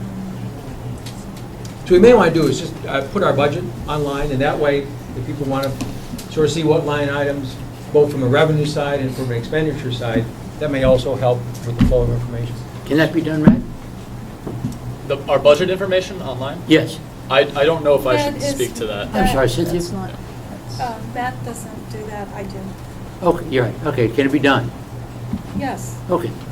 Okay, appreciate that. I actually can answer the man's question about where the money comes from. Could you please? So, which is it's NTIA, which is National... Telecommunications and Information Administration. Yes, so the federal funds come from the National, can you say it? Telecommunications and Information Administration. And as Matt said, each of the 50 states and the territories got a share of the $7.2 billion American Recovery and Reinvestment Act of 2009. They were grants that states had to apply for. So the state of New Hampshire decided to do a partnership grant, which included the University of New Hampshire, the Granite system, because there was a lot of data collection, and Granite, Granite, all caps, is the data, it does all of the data information for the state, the mapping aspect of it. The other partners were the regional planning commissions, the Office of Energy and Planning, Community Development Finance, and DRED, the Department of Resources and Economic Development. And each of the partners had a distinct role in this process. So that's where the money came from. Thank you, Cynthia. You're welcome. Okay, one moment. Victoria? I just wanted to answer the point made about not answering the question. Matt answered a lot of questions. In fact, he was giving his presentation and he was speaking to a woman out in the hall. He made every effort, and there was the one question which I felt that you were ganging up on him because it's not a simple answer. He may have the answer, but he was being pressured, and I don't think that was right. And I say that I'm really glad that people are here showing the interest in listening to this presentation. It's about planning, it's about the future of this state, and if you guys would show up on a regular basis, we could all plan together. But there seems to be this sort of you against us feeling right now that is just, it's disconcerting, and I don't like Matt being put on the spot. One moment, please, come through the chair and just. Yeah, point of has not order. spoken yet. Hang on for a minute. Point of order. Yes, sir. Warren Kindler, I think. The question is, if you pressure through citizens for the providers to up their broadband coverage in areas that are not economically viable for those companies, will that not cause other rates in other areas that are more populated to go up to cover the cost of those companies providing to less financially rewarding or profitable areas? I do not work for an internet service provider, so I'm unable to answer that question. But if you're, then is that not something that you should find out? If you're trying to pressure them to raise their coverage in areas that are not economically viable, shouldn't you know the consequences of that? It's not this strong. If you're asking them to? Cynthia? Yeah, and my understanding of the grant is that is not within our scope of work and Right. task. That is the other partners that are working on that with the providers. No, he said that one of the goals of this planning is to put pressure on the service providers to up the bandwidth of areas that are not now economically viable. You said that. help. He would help. Yeah, point of order. Right. Okay, there's no answer forthcoming, so we'll have to move on that one. Sorry. I'll find out later. Okay, some more hands up back there. A gentleman with the pledge. I'll defer to somebody else. Okay, anyone, this gentleman here at the table. But I would just like to Takes make precedence. one point in response to his questions. The Strafford Regional Planning Commission has been in existence for 20, 25 years, and there's been plenty of time through that to find out what it's all about, to come and participate with us, to work with us, and there's plenty of materials and information available through this agency, through the state planning agency, that will give you the information that you need. All you have to do is ask. And you've had plenty of time to do it before tonight, and you've got plenty of time to do it after tonight. Hang on one second, Bill Connor? Should anybody have questions that they felt were not answered tonight, I would suggest that you detail those questions, send them on to Cynthia Copeland, Strafford Regional Planning Commission. She's the executive director. She will be able to provide you with adequate answers. You will not feel disenfranchised. It sounds like a very good request. Would you do that? I will. I appreciate it. Okay, I see two more hands down there. Okay, let's go for Ken. My name's Ken. I just have four very short questions. Hopefully you listen for very short answers. I want to make sure I understand the scope and the nature of this program. Is this to ensure bandwidth equity for everybody in our state? Is that the goal of this program? It is not to ensure bandwidth equity.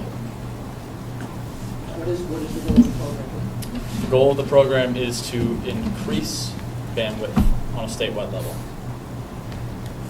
What are the mandates? Are there any mandates in that? That's actually a question I'm not able to answer right now, but I could provide you with an answer. Why can't you answer that? Because I'm not looking at the grant currently, and I'm not 100% sure as to the answers to that question. I apologize. Perhaps Ms. Copeland can answer that. I'm sorry, Ken, what? I said perhaps Ms. Copeland can answer Right, that. okay, sorry. Cynthia? No, I cannot, but I can find the answer for, Would it be appreciated? yep. Okay. Cynthia's taking copious notes, so, you know, she should be able to... Actually, I'm relying on the tape. Okay. Okay, Ken, did you have another question? I do. I have two more. Can I get a copy of the grant? Would I send an email to you? I believe that's public information, isn't it? I believe Can it you is. provide that? Who would I send that to? You would send it to the head of the grant. We're a subcontractor for, we're We're a subcontractor of the grant. That's fine, I'm just asking, who is that? Who's the person who signed the grant? I think it's UNH. It is UNH. If you contact me, I can give you contact info for the individual because Just go I'm not to me, 100% please. sure whose Yeah. signature is actually on the grant from UNH. Okay. And this is a question for all the commissioners at the table. If I could just get you to raise your hand for this. Does anybody here think it's a right for everybody to have bandwidth equity in their homes?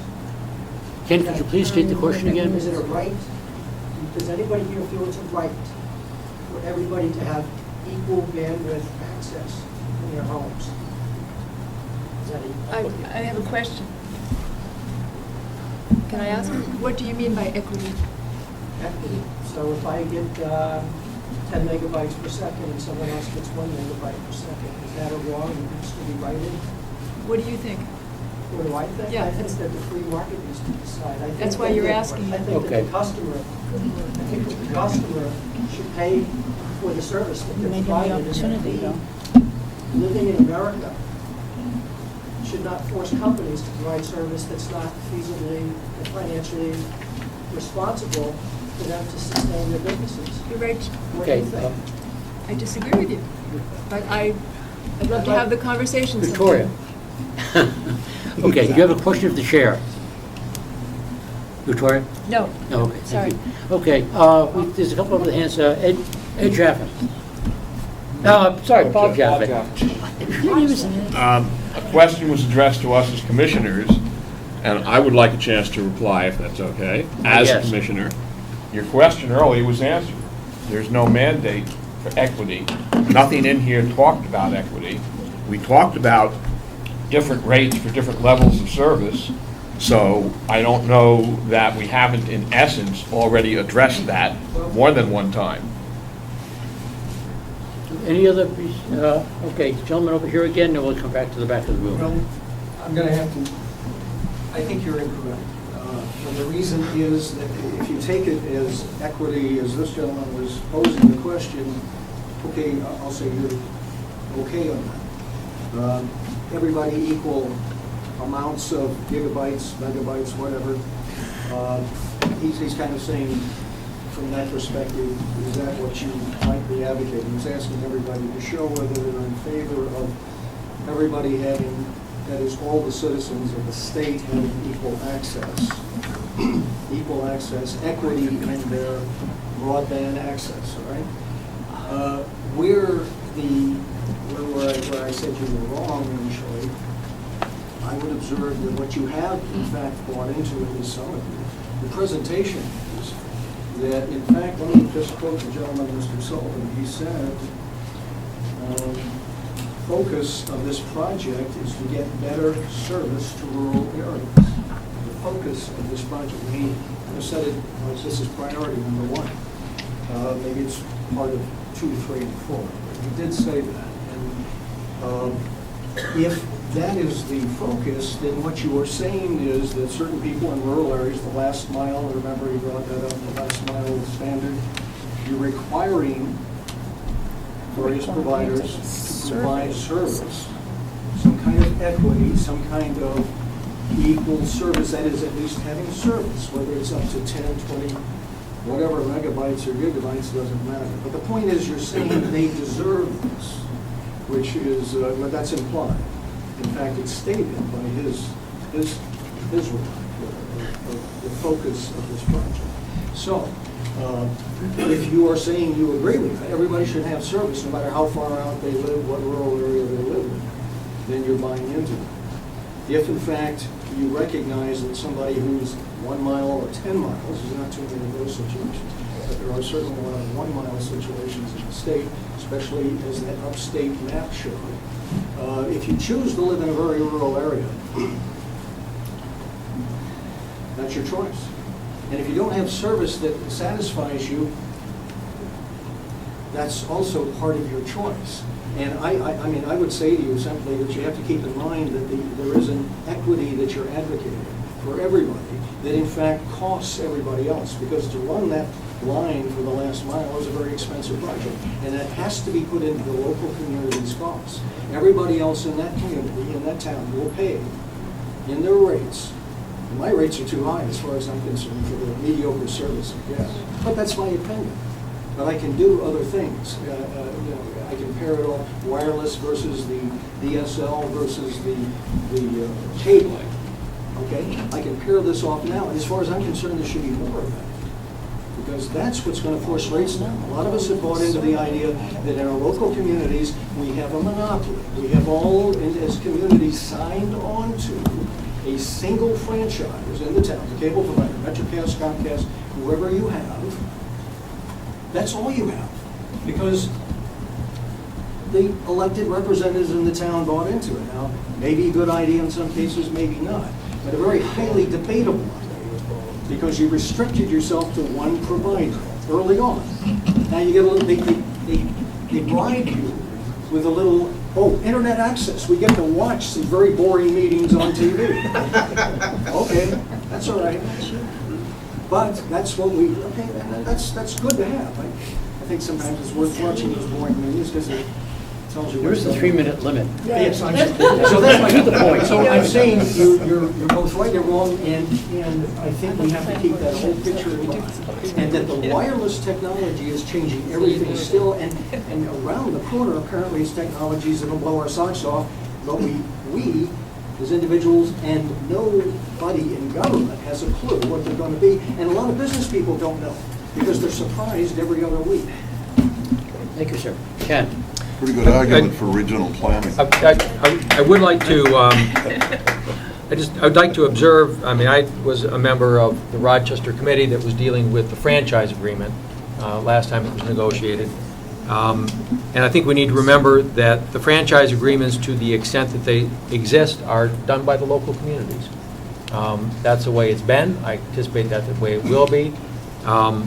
For one, to the extent that I want to be able to enter into those negotiations with data that's accurate and as comprehensive as possible, this information is useful to me. Bottom line is, it's my tax dollars. It's my tax dollars that have gone to Washington. If I can have a role in bringing back some of my tax dollars to help me and my community, then I'm going to do that. But this organization, the Regional Planning Commission, has no authority over franchise agreements. Those are all done between the local communities, and different communities may have different priorities. Some community may say, we think it's important for everybody to have equal service. If that's what that community decides, that's what that community decides. If a different community decides something different, that's what they decide. That's part of the decision that's made on the local basis. So, I think we're providing opportunities for information so that people can negotiate as successfully as possible. But in the end, it's up to the communities and the franchisee. Thank you, Ken. Sir, Hi, Greg. again, your name? Greg Noble again, Okay. Rochester. During Mr. Sullivan's presentation, he mentioned economic development numerous times. And we hear a lot about economic engines from different entities. And I know some numbers were put out, but could I get some estimates of what this broadband initiative, what the anticipated enhancement is to Strafford County? Are there estimated revenue increases as a result of these improvements in broadband? Like I say, I know the money's probably not going to end up in the Strafford County budget per se, but each community, there was talk about businesses being able to do more business because they've got better broadband, the ability to hire more people, buy more goods, et cetera, et cetera. Is there any anticipated information there that, let's say, Lee will see $1 million, whereas Rochester might see 5 or 6, Durham could see 10 to 15. I might have missed it when I was listening, but I'm not looking for a community breakdown per se, but just a general idea of what we're looking at. Matt, Cynthia, on this? Sure. That's really a question that will be addressed during the second year of our regional broadband planning process. Again, what I really wanted to stress during this presentation is mostly the mapping activities that we've done to date. But questions as far as the an economic impact, community-based or on any base really, I can't really answer those yet. But I urge you to stay tuned because during year 2 of our broadband planning process, we're going to be addressing some of those questions. But I can't really estimate. Cynthia, were you going to say something on that? Yeah, I just would add that's part of the process, just like Matt said, and it's a really good question, thank you. And that's one we hope to absolutely address during the planning process. Okay, gentleman again at the end of the room, your name again. To address the gentleman here that just talked about the communities, addressing the broadband and the community decides. Yeah. Why do we need a regional planning committee if the communities are going to decide this themselves? Again, the data.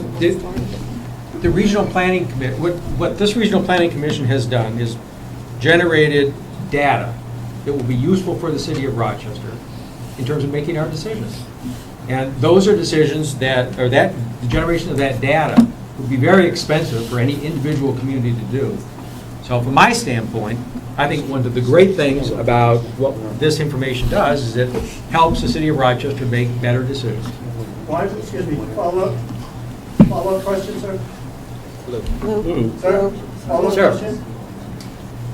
Why would we spend $7.2 billion nationwide to get this information that's already readily available? All I can say is the federal government, through Congress, made a decision to invest in infrastructure to the tune, in this case, to the tune of $7.2 billion. New Hampshire got a certain amount of it. I suspect they wouldn't have done it if that information was readily available. It hasn't been available up until now. That's the whole point of this process, is to generate that information, is to get that information. And again, the city of Rochester, I would anticipate, will make good use of that information, and hopefully we'll be able to provide better service to our voters and to our residents. Thank you, Ken. You're Sir? welcome. The responsive tone of some of the respondents at this committee here is deplorable.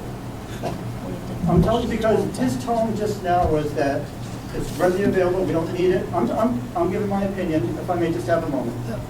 Go ahead. We're here to express our views and get information that we can make a choice whether Rochester, Farmington, Lee, whomever can survive this.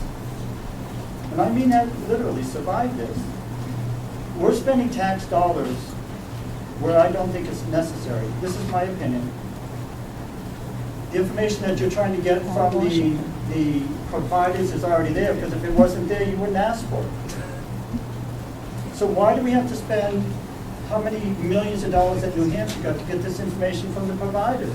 Where a simple letter would say, from Rochester Community Development, or whatever it is, would you provide this information to us free of charge?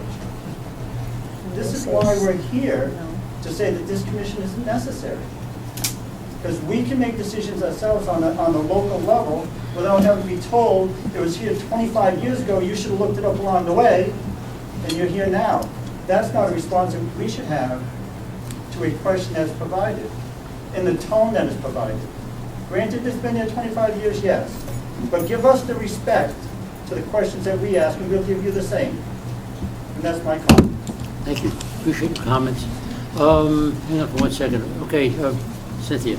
Yes, I think, Matt, that a large part of this grant, if I'm not mistaken, was just like what's happening in the second part of the presentation. You talked about laying the fiber and laying the line, and a lot of this 7.2 million was going for billion, excuse me. Is that correct? Yes, a good portion of the $7.2 billion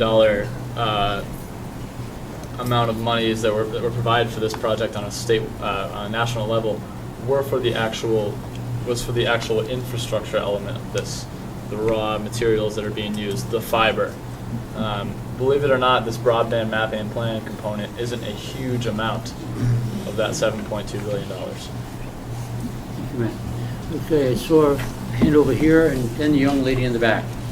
My name is Lou Archibald. I was wondering, where do we go to find out who the stockholders are, stakeholders are, I should say, in this company? Stockholders are the American people. It's their tax money that's being used, but stakeholders, I believe that information could be provided. Matt? Yes, that information can be provided. You can contact Cynthia, as we said already, but that information is available. It's not available online, though. It's not available online.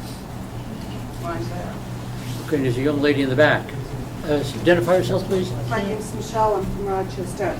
First of all, there seems to be a couple people here on this commission that are a little upset that that a bunch of residents are here. Well, number one, we pay for this commission, okay? There's membership dues. That comes out of our property taxes. So let me remind you, you're here to serve us, not serve yourselves, or some higher power. Number two, one of the reasons that we came out, and we came out in mass, is for the same reason we came out against Granite State Future over a month ago, and why the city council voted Granite State Future down. We became aware of the government the federal government through HUD is trying to shove stuff down our throats. We don't like it, and we're here to speak out, and you're not going to shut us up. We also got the council to vote against NSP3 because it's a waste of our money. You are destroying our children's and grandchildren's future. I have a 17-year-old son, and every time this man, Ken Ortman, goes out and wastes my money and puts my son and me further in debt, I am offended when he cops the attitude that he did a little while ago.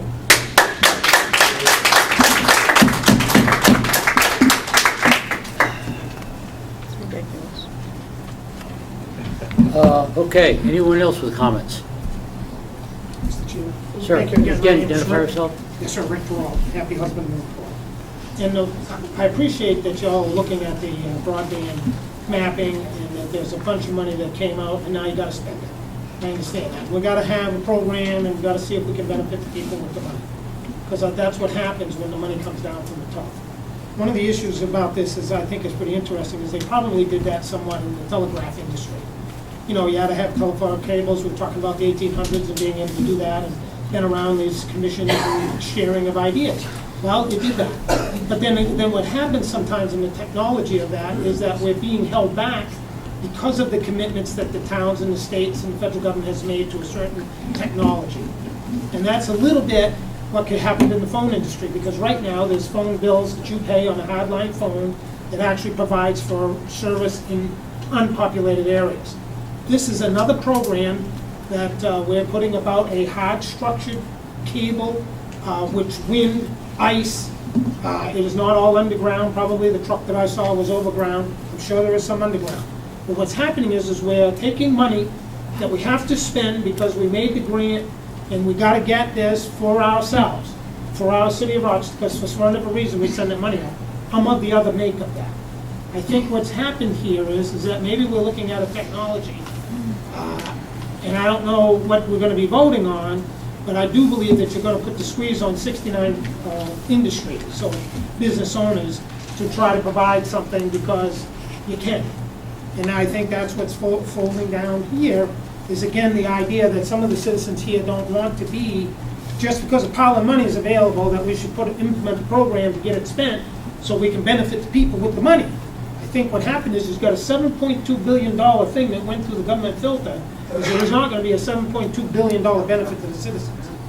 I think that what happened here is, and I only look at that today again because right now, if you want to invest in a bunch of companies, Verizon sold all their hardwire service here because candidly, they don't think that's the answer.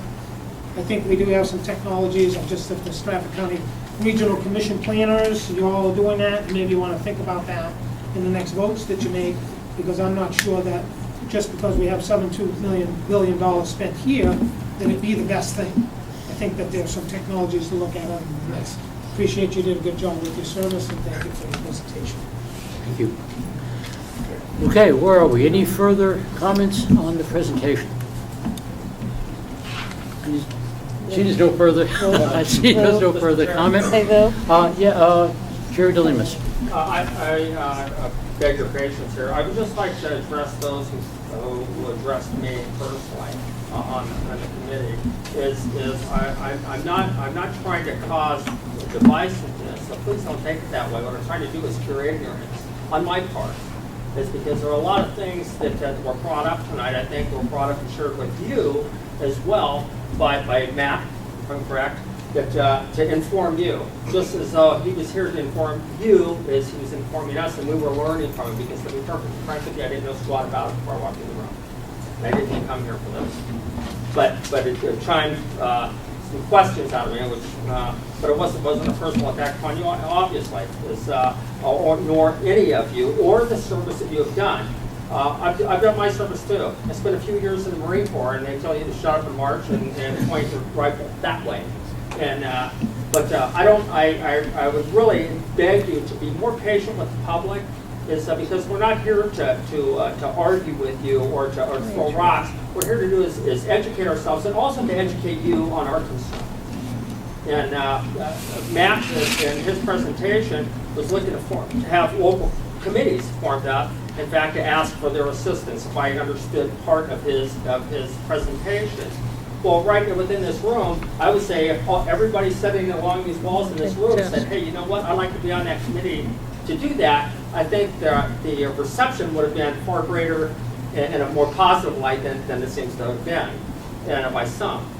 But if Matt had persuaded us that, in fact, I can't say that he did or did not, so I'm not speaking for everyone, but if he had persuaded us that this was a good plan, and that in fact that would impel us, implore us to ask Matt for help, I think that he would have thought tonight was a booming success. When you get the other side of that, if you have a majority of the people in the room that in fact have questions to it and are concerned about it, and think, I don't think this is a good idea, especially in such a down economy that we are in, and stimulus money, I'll just say, my mom used to tell me, your friends jump off a cliff or you. Doesn't make it a good idea. We experienced that, as Michelle said, with the NSP in Rochester ourselves. We implored the city council the first time not to take it. They blew about, I don't know, $500,000, maybe more, actually it's a couple $1 million. Which was a total loss to the taxpayers of America and New Hampshire, a complete failure. Is what we don't want to do is get into another one of those. So what we're trying to do, I would speak to this group, is say that we're trying to become educated, trying to be informed. Matt did a good job of informing us of a lot of issues and parts of this program that we were not aware of before we walked into this room. I would say that I'm not going to go back 25 years and read all the minutes from all your meetings, but I'm here now, and I would say that the questions that have been posed were not stupid questions. The stupid question is the question that's not asked. And if truly you are public servants and we value your service, is that as we would ask that you just welcome our questions and tolerate our ignorance, and not because we're not looking to be divisive. What we are looking to do is have good, solid, firm answers to our questions, if at all possible. Not to have our questions deflected and be told that well, if you've been here a few years ago or studied up, you wouldn't have to answer the question because this is a presentation for the public, and we are the public. So that being said, I would just ask your patience from those who, if any I offended by my questions, I would just urge you to be patient with me, and because I'm trying to learn, and I'm a pretty quick study, and I'll be a lot more educated the next meeting we have. That much I promise. And I thank you for your time. If you keep it down below 100 dB, you can No, speak. just one quick question. The budget is going to be posted, correct? For the commission? Budget is going to be posted? It's going to be put online, correct? Well, there should be this is not a budget here, and there is a budget online already, I believe. Cynthia? I don't think it is. It's not on. Can we have an order of the day, please? Okay. Order of the day, please. Okay. Okay. We're talking about budgets. I don't have that information. If the budget is available, could we get it posted online, and if so, when? Okay. Not until next week, because we have staff off tomorrow that are the ones that post to the website. So. Okay. Is next week good enough? Yeah. Oh, yeah. Good. It has Okay. been online all this time. I don't see why wait. Thank you. Okay. Any other questions regarding the presentation? If there's no further questions, I'd like to move on to, and it's 10 of 9, I'd like to move on to item 4, the Commissioner's Handbook. Cynthia. Tammy will hand those out to the commissioners. That's all.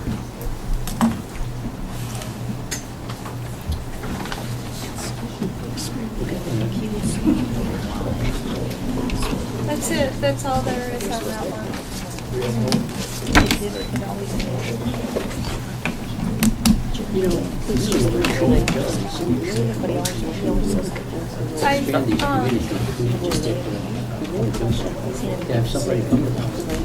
Cynthia. Yes, I'd like Yes. to recognize Marilyn Barton. She worked on the handbook. Okay, hang on for a second. There's a bit of a background noise. We'll try that again, Cynthia. That's what I thought.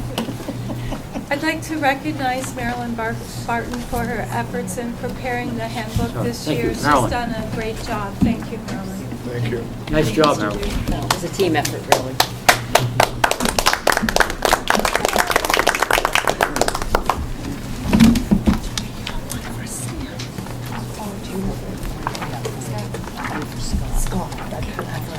He asked that you give it to him. Okay.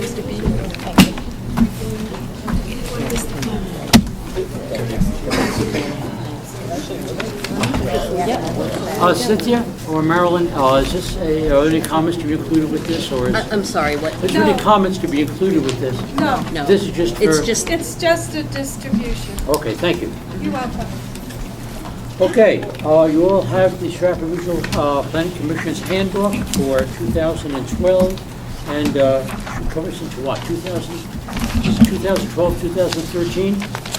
Yes. Marilyn, it is. We're in fiscal year 13. Gotcha. Okay, I know this is sort of difficult since you're thumbing through something. You're going to hear the chair ask for comments, so the comment section is open until we adjourn. So if there's anything in the handbook that you have questions on, the chair will entertain those questions. But at this point, I don't see there's any questions from anyone present, so we'll move right along I do to have the a citizens question. forum. Mr. Chairman. Sure. Mr. Chairman. Yes, I Ed. do have a question. The amendments, how do I find where the changes were made in here? What amendment? What is Well, it says amendments adopted January 28th, 2010. What page are you on? What are you reading? Page 12. We can provide copies of the process. Well, I see a change in the mission statement, and I was wondering when that was done, because my 2010 handbook states that one of the mission statements of the SRPC is, these actions will foster sustainable development, what we do here, and improve the quality of life in the region. Sustainable development balances economic progress with environmental protection and community well-being. But that doesn't show up in the mission statement that's in the new book, unless I've been missing it somewhere. You're looking at the front, in the front. Go to the, Page 12, he said.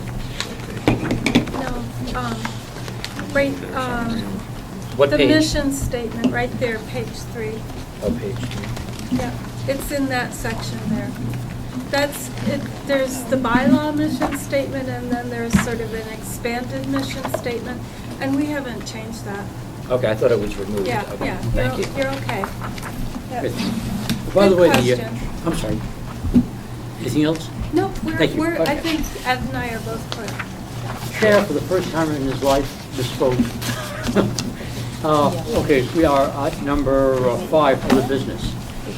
Ken, you have your hand up. Mr. Chair, if you would grant me the option of providing an opportunity for commission members to provide some feedback in anticipation of a meeting in November, it would help me to prepare some additional information. Part of the packet had this priorities and policies, and if it's possible to identify which of the sort of triage and which ones people have questions or concerns about, which ones they don't, it'll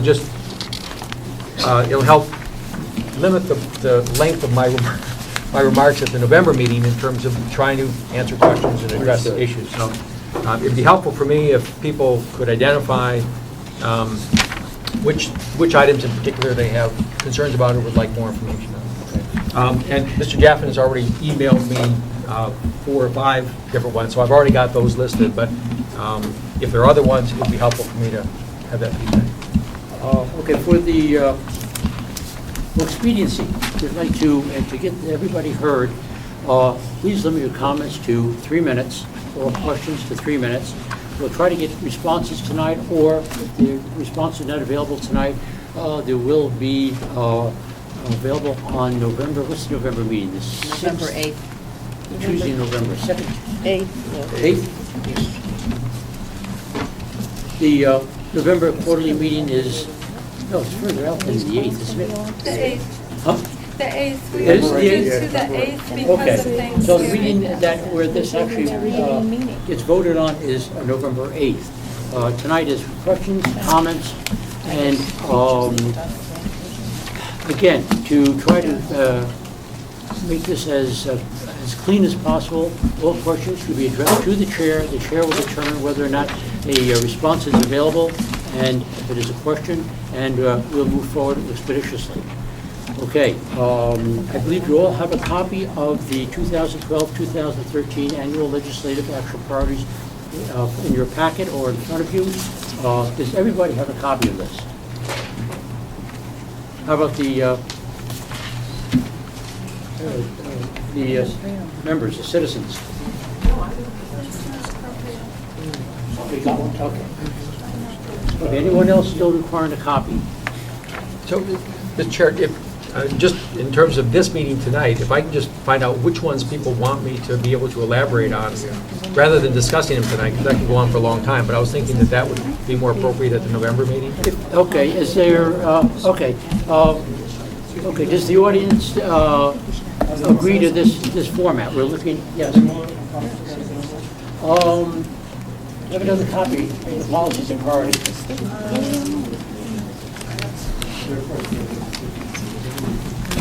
We got a copy down there.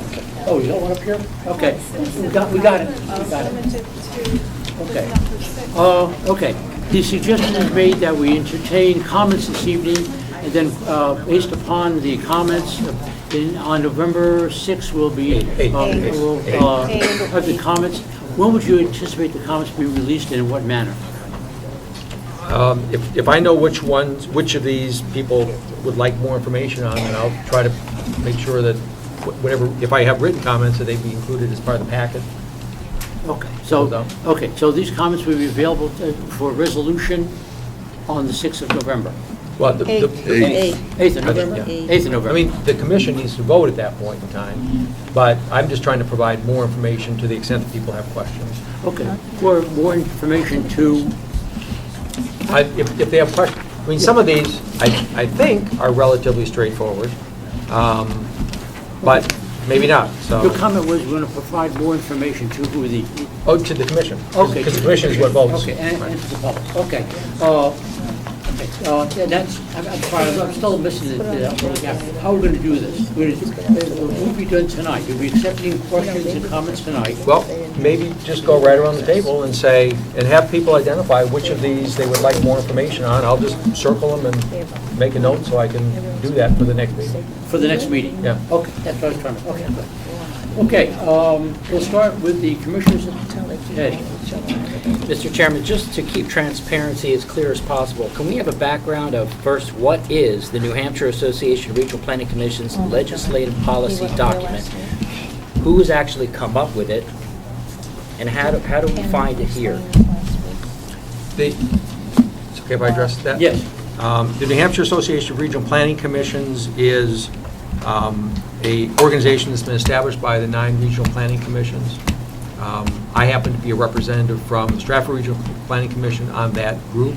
I also happen to be the chair of that group, which is why I thought it would make some sense for me to try and address some of these issues since I've heard some of the discussion.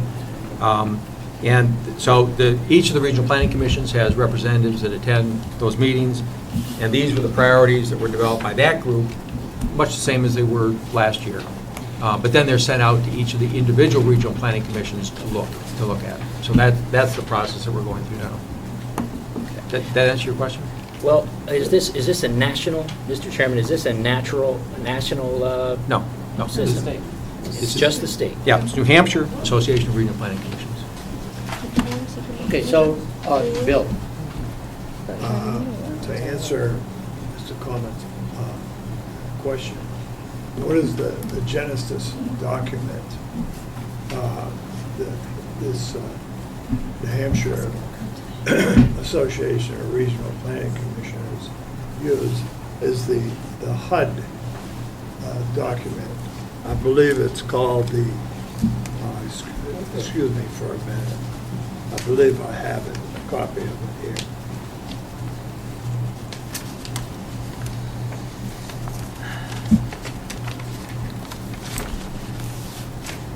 It's the New Hampshire HUD Sustainability Communities Regional Planning Grant. No, had nothing to do with that. One moment, hang on for 1 second. And that's a question I have also.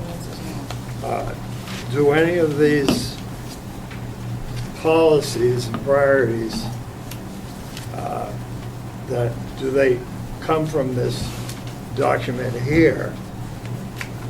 And for instance, the Granite State Future is scenic byway. The broadband internet connections throughout the entire state. I also have some questions about the priorities. Okay, Because how about for 1 second, we have, can answer the question regarding the genesis, your usual words, of the policies and priorities document? This process of identifying legislative action priorities, this is for New Hampshire. It's been going on long before I was a member of the Regional Planning Commission or a member of the New Hampshire Association of Regional Planning Commissions. Each year, it gets modified, some from the year before. So this document in various iterations has been around for a long time. I don't know if Cynthia has any additional information, but it precedes any of the stuff that we've just been talking about today. Now, that doesn't, I mean, clearly, if regional planning commissions have identified as a legislative action priority or as a policy issue, broadband, for example, then it certainly would not be inconsistent to be pursuing a broadband grant, as an example. But it's the sort of chicken and the egg.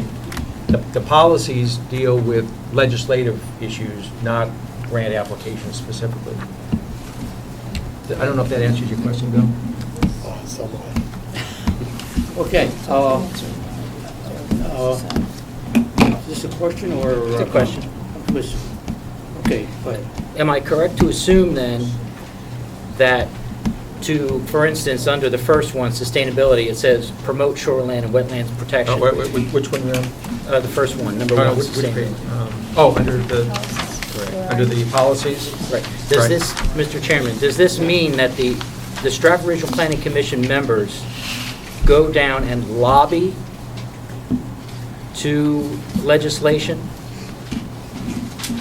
That's my question. Do we lobby the legislature for these items? If there is there could be a couple of things that happen.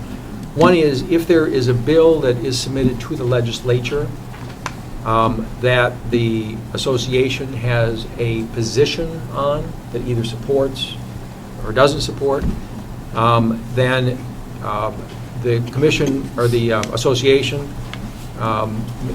will likely write a letter explaining its support or not support and reasons for that. If individual regional planning commissions or individual planners or anybody else from the public wants to go and testify on it, then they can. But the manifestation of, or sort of what happens having policies and priorities, is it provides an outline or a guidance for the association to indicate to our legislators whether or not they're in support or not in support of particular bills. Most bills have nothing to do with what we do, so we don't deal with it. Okay, what we're trying to do is I'll do it quick. get ready for, okay, because we start dealing with specifics and then we should be actually going around the table. Okay, let's start with Sandy Keynes. Sandy, do you have any questions regarding the priorities and policies document? None. I didn't have my hand up. But that's okay, just calling out names here, just trying to identify everybody. Victoria, anything on your end? My understanding was tonight we were not going to get into a lot of this, and we were going to think about this, send questions to you, and talk about it more next month. So I wasn't prepared to.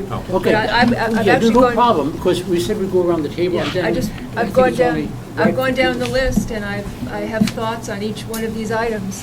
I have questions, I have comments, and I'd love to talk about it in detail, but I wasn't expecting to do that tonight. We'll handle this, pardon? Okay, can we handle the commissioners first, and then we'll go to the public? Yes, Mr. Chair, Okay. thank you. Okay, Representative Vita? I'm fine with what's here. Okay, okay. Ed Coleman. I have a problem with every single one of these except for under sustainability number 2, promote and establish the programs and incentives which promote. I would remove the product stewardship and keep the proper disposal of household hazardous waste. I think that's good. And there's only one more I would approve of, which is, this is what, when you talk to the general public about what a regional planning commission does, number 6 under livability is what it does, is encourages the coordination, cooperation, and communication of communities to work with each other. That's, if you go to the public and ask them, what does a regional planning commission do? Most people will answer, that's what they do. But I see all of these other items, and the fact that you're going down to the legislature and doing for and against, that's for the public and the citizens that are supposed to do that. And if we don't discuss this here and vote it in November, where's the representative government at this point? It doesn't seem to be in existence right here. So I'm not in favor of any of this except those 2 items. You're up. I don't have anything I need to address right now. Lou, I have a question. Oh, yeah, Victoria? Ed, why are you here? This is a regional body that talks about land use planning, transportation planning, looking toward the future. We are volunteers. We have no vote to make any town do anything, but we're here to talk about planning, and these items reflect that. So why are you Victoria, here? hang on for a minute. We're talking about the document rather I understand, but he's basically that's challenged the entire document that's that's really- been in that's- place for a number of years. And that's his right, that's off, but the But question's off the point. I don't understand why he would have such a problem with such a list. I have a I'm quick sorry, I can't answer. recognize that. I don't want this to get out of I hand. have a quick answer, very quick No answer. answer. Okay. Okay. We'll start at the end of the table.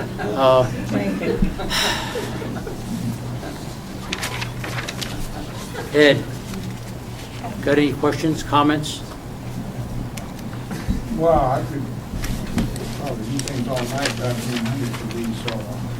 But, there are some words that, at least in the group here in the audience, it says, support appropriate mechanism for regional water and so forth and on. And then the obvious question is, what's appropriate? So, I'm for appropriate, but what I think is appropriate and what you think is appropriate, someone else thinks is appropriate,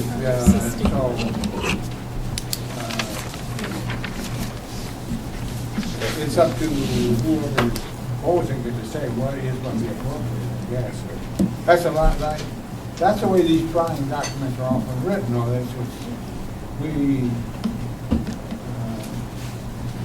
we're trying to focus on regional projects. And as an economist, I tell you, regional projects have externalities that cross over town lines and so forth. But what you have in your town, you're worried about, I mean, I give a damn about it, because I don't have those problems in my town. That's the problem you have in regional planning. We're really looking for things where most of us agree that this is a problem that should be addressed, whether it's your town or my town or wherever. But as soon as you publish one of these, and a group like some of you here tonight, you looked at it, what the hell is the matter with you guys? And I know what this means, but I'm not ready to explain to you. I know what it means to me. And if they don't do it the way I said to do it, then I'll go down to Concord or wherever and testify against the damn thing, regardless of what the regional plan says. But, so I don't give all my rights up as a planner, but I try to look where the people around the table here, where there's a mutual common interest that they all want to support.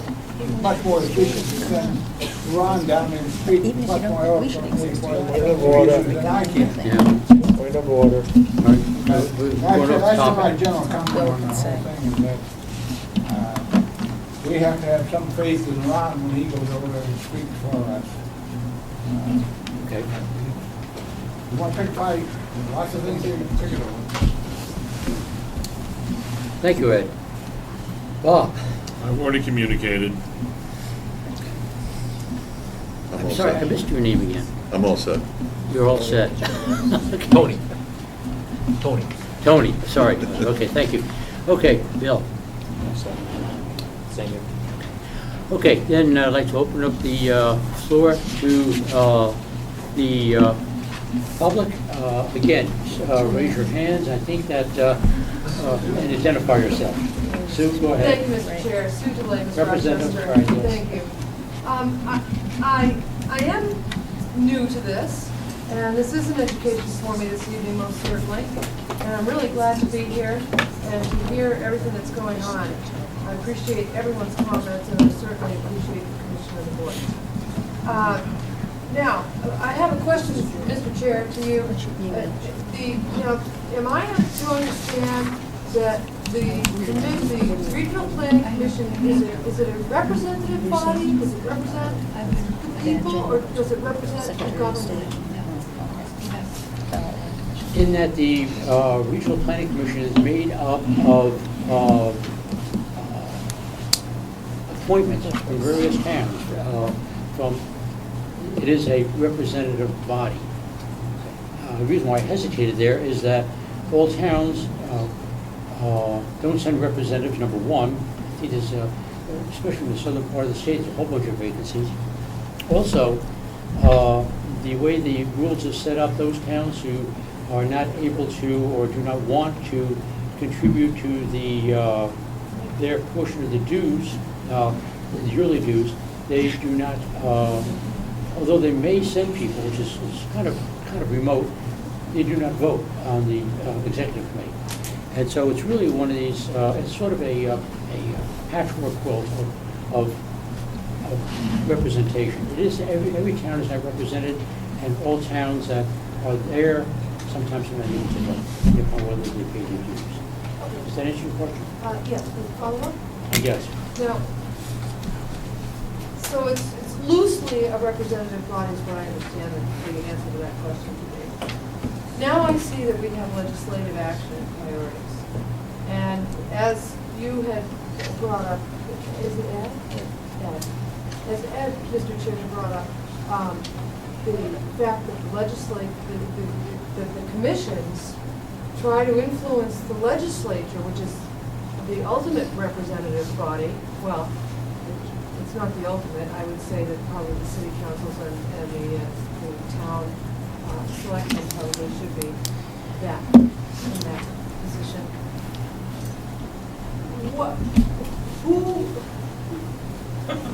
This is really difficult for me because I know the legislative body represents the people of the state.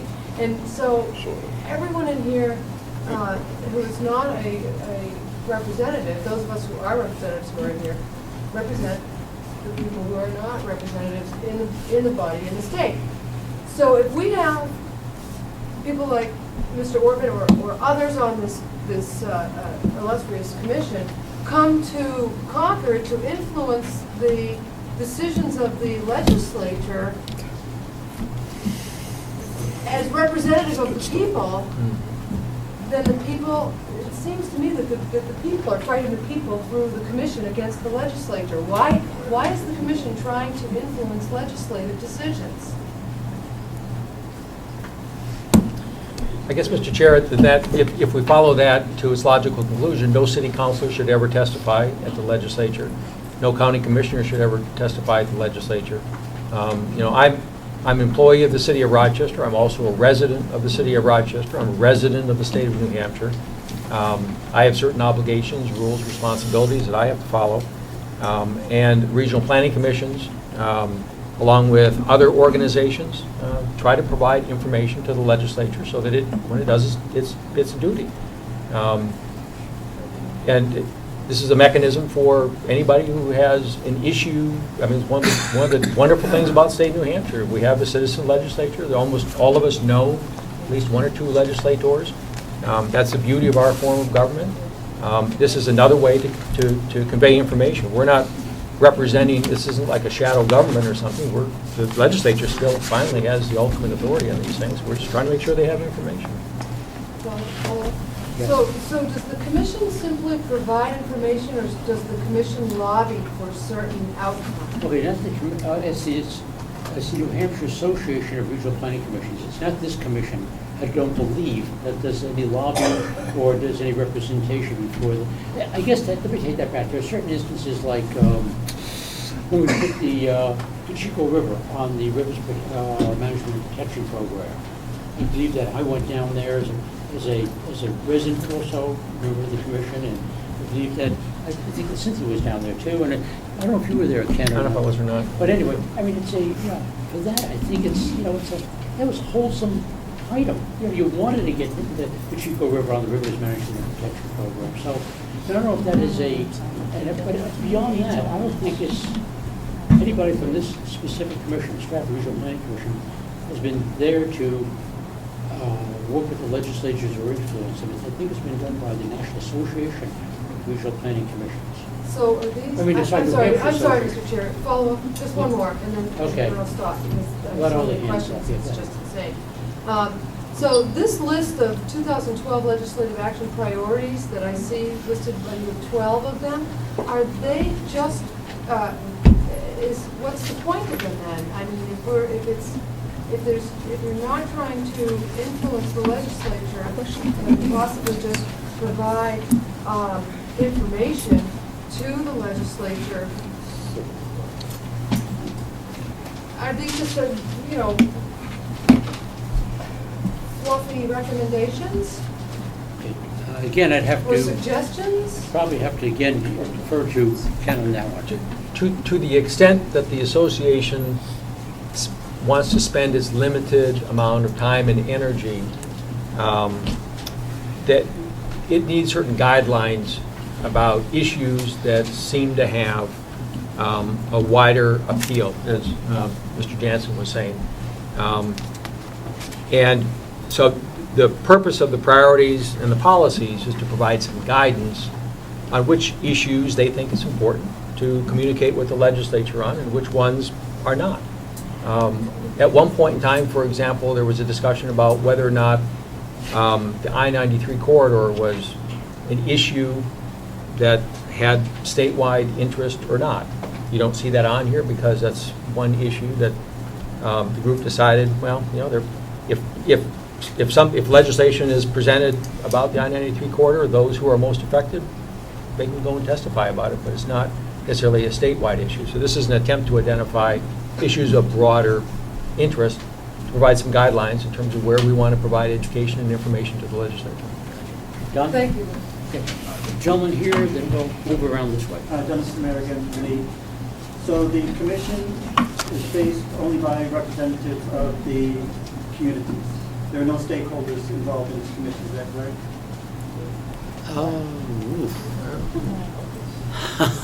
I don't know the answer to that one. Let me think about that one for a second. There are no stakeholders. Well, thrown out there through all of this has been stakeholders. I want to know if any of the stakeholders are involved in this commission.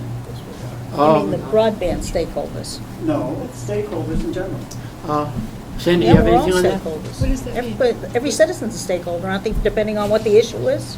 Not necessarily, because the word stakeholder is being misrepresented here. Because sometimes it's an entity above, it's one of the commissions or entities outside of this commission that could influence this commission. Okay. I want to know if there are outside influences in this commission that is determined to be a stakeholder, whatever that may be, above and beyond the citizens. I don't know if the New Hampshire Association of Regional Planning Commissions falls under that category as being a stakeholder, because what we do. Yeah, I don't know how to answer the question. I mean, Well, one moment, let Ken finish. And we'll... I was just saying,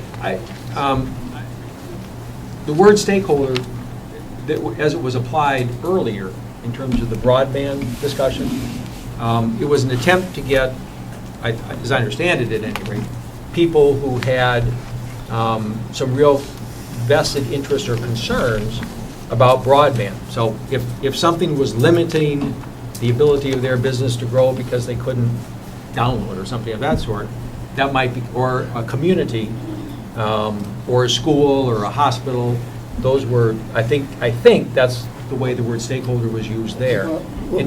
In terms of representation on this body, I, for example, am appointed by the Rochester City Council as a member, so I'm not sure that the word stakeholder applies to the role that I play. I was going to touch on that. Each one of us is a stakeholder in that we represent our towns. Okay. And appointed by the town. Go ahead.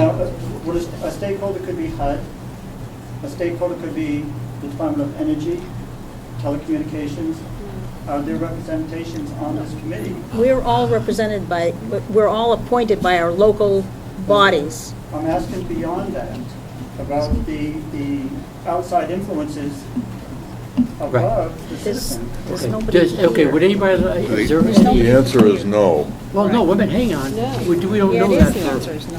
I mean, it's never been brought up. So, one moment, Cynthia. The answer is no.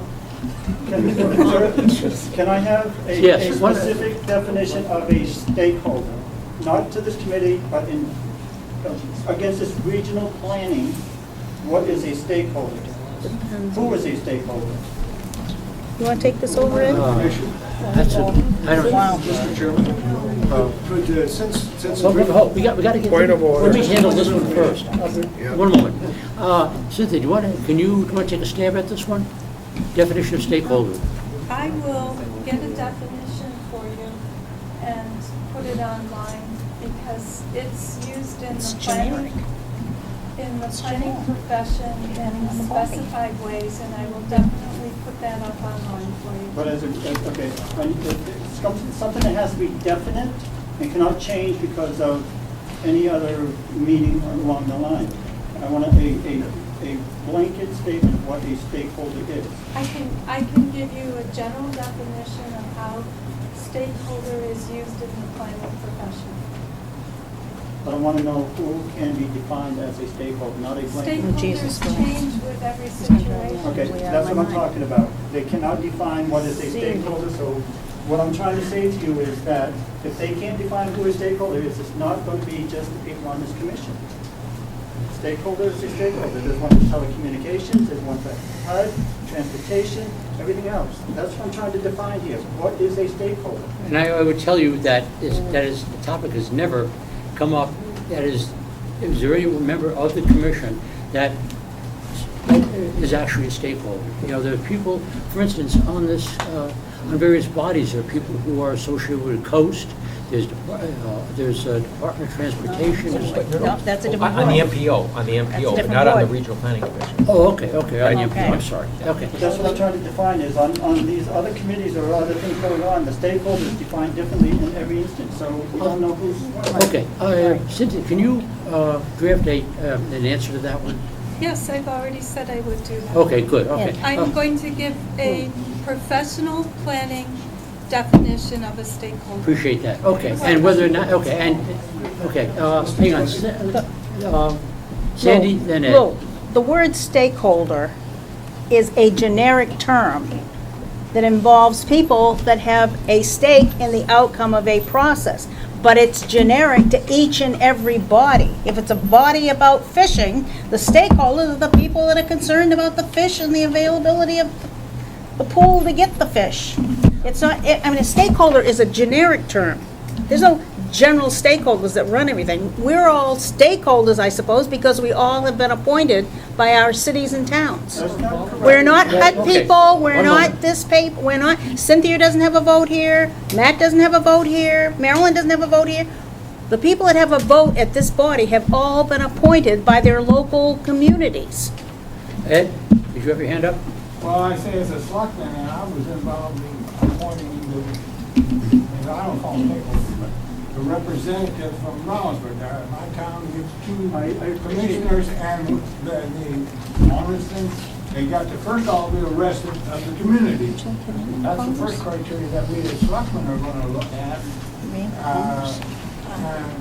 When I do it in my town, what they do in the cities, that's a different thing, because they have a different form of government. But the town meeting form of government is appointed by the selectmen, and so hopefully they have some experience in planning and real concern about the community and the region. And I certainly appreciate One more question. Okay. The reason I'm talking about stakeholders, let's take housing for instance. Mr. Ortman here is the vice chair of the New Hampshire Housing Authority. That's part of the sustainability and deliverable to support workforce housing. Is the New Hampshire Housing Authority a stakeholder, defined as a stakeholder anywhere? This group. Not Nothing to here. do with this group. As I said before, the question has never come up. As far Well, as I about know. time that it has. Pardon? It's about time that it has, so that we know who Okay. the representatives are.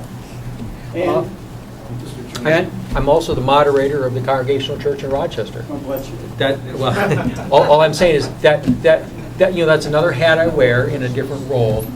We're going to have to move on, we'll come back to you. Okay. Thank you for your Wow. Jesus Christ. Jerry. I didn't sign up to take this seriously.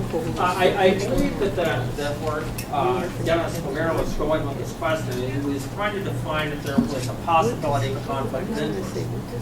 I believe that's where he was going, and I think that was part of the direction of that, because not knowing all the different hats that everybody wears here is there could be, you could be wearing a hat that no one knows about, possibly, or very few know about, or maybe even people sitting next to you know about. You're wearing a hat that in fact is pushing the program that in fact is on this list from a federal program.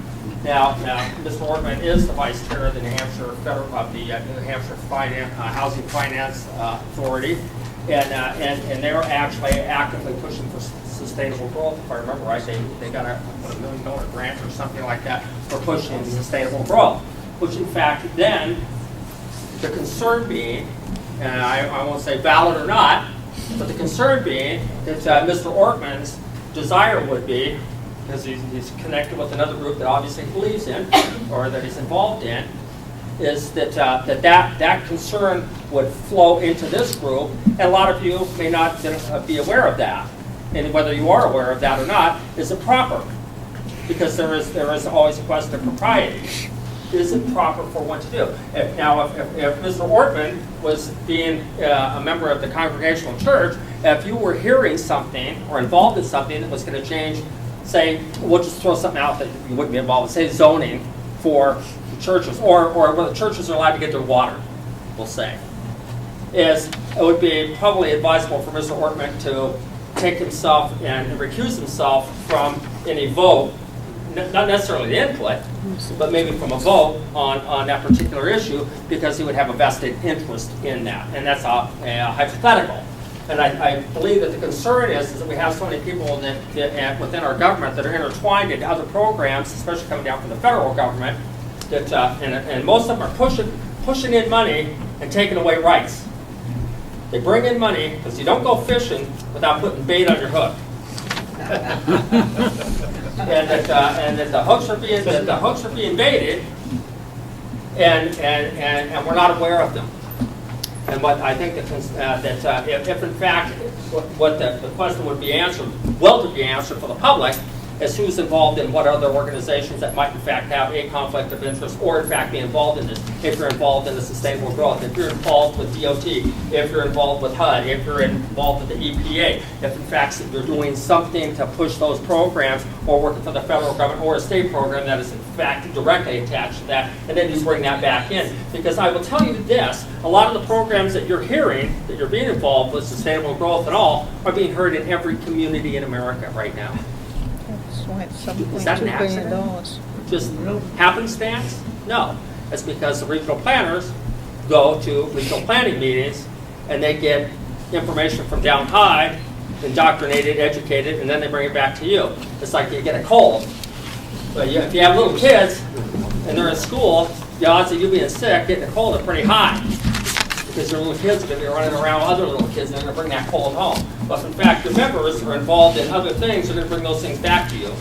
Not necessarily all bad, not necessarily all good. And I think that was the point. Thank you. There we go. Mr. Hershey. Gentleman over there, you identify yourself again, please. For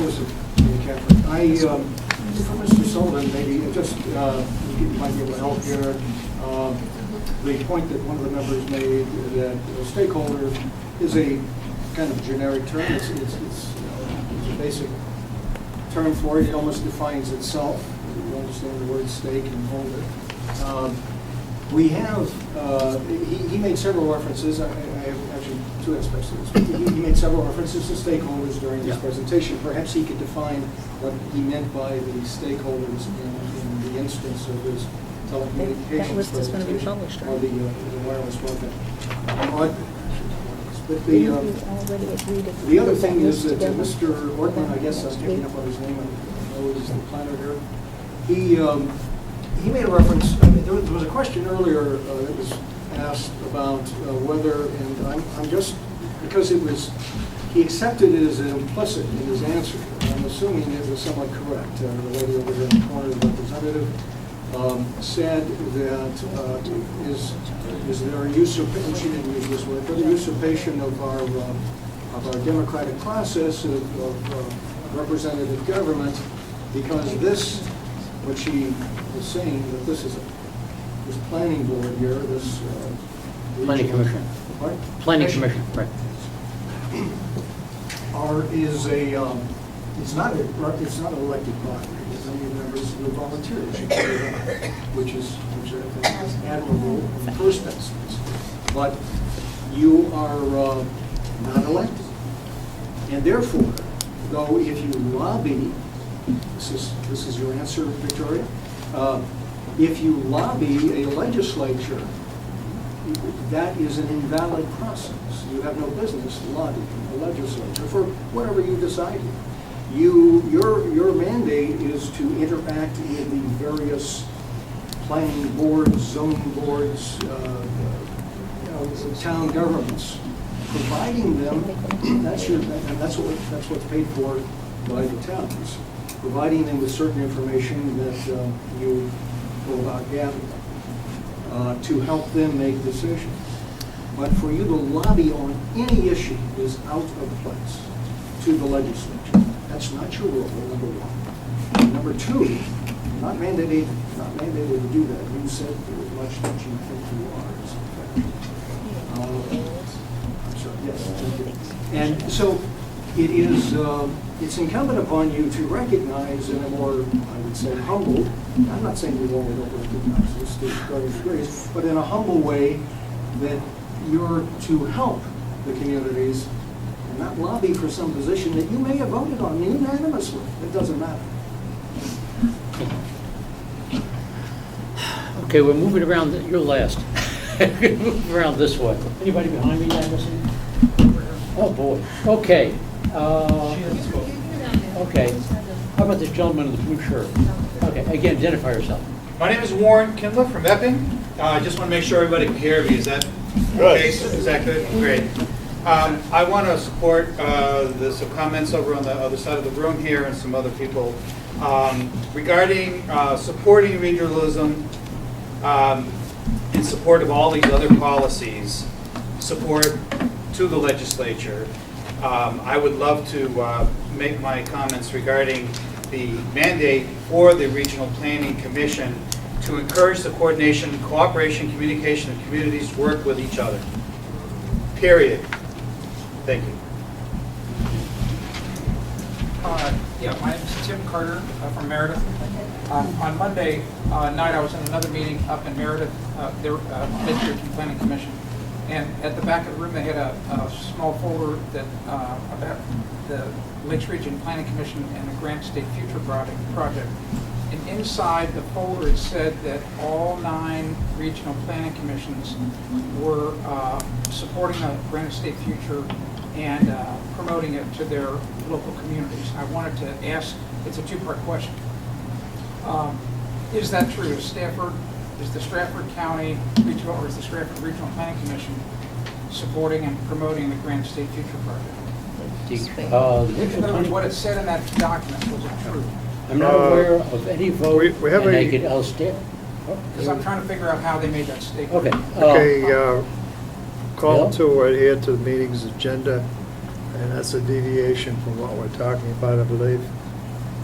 We're not talking about that Granite State Future tonight. That's a point, yeah. Thank you, Bill. We're not speaking about that tonight. I thought it was part of, No, it's kind of your agenda. is it in the policies and priorities document? Yes. Hold on, people are staring at it. Hang on for a second. Is there any, can you point, it's right there next to you. Can you point it out? I don't believe it's addressed directly, or even indirectly. Well, I mean, indirectly, it absolutely is appropriate, because all of the things in your policy are spoken about in the Granite State Future project. Good point. Okay. Yeah, I mean, it's absolutely applicable. Okay, it's not in that document as you see it there. But it's indirectly related. Okay, to answer, Because in other words, you're talking about your policy. Your turn, Bob. to get off the point, turn. yes. Yes, there is, let me try that again. To get off your point, there is, as far as I know, there's never been a vote taken by the Strafford Regional Planning Commission or the executive, not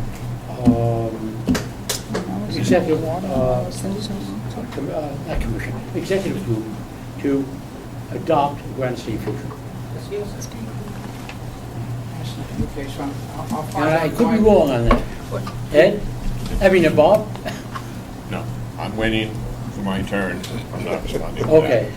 Ken? Well, I just want to point out that that is going to be a major agenda item on our November 8th meeting. Right, but I mean, just for the purposes of tonight, I understand. at this instant in time, there's been no adoption of the Granite State Future by the Strafford. This doesn't apply to other regional planning commissions.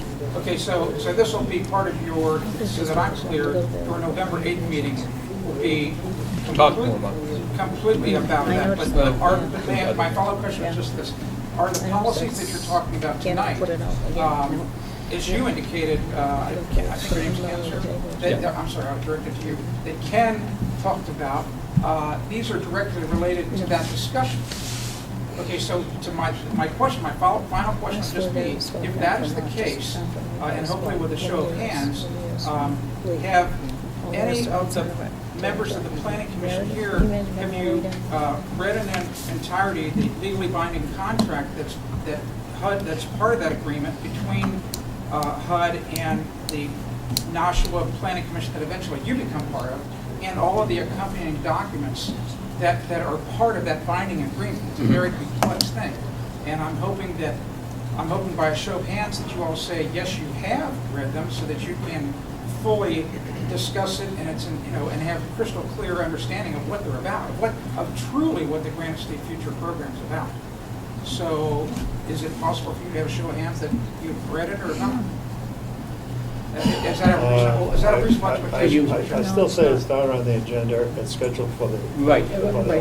That is, really, that's going to become up on the, but it gives us a heads, on the 8th of November? 8th of November. That's fine, I'll come back. Okay, thank you, appreciate that. Sure. Right.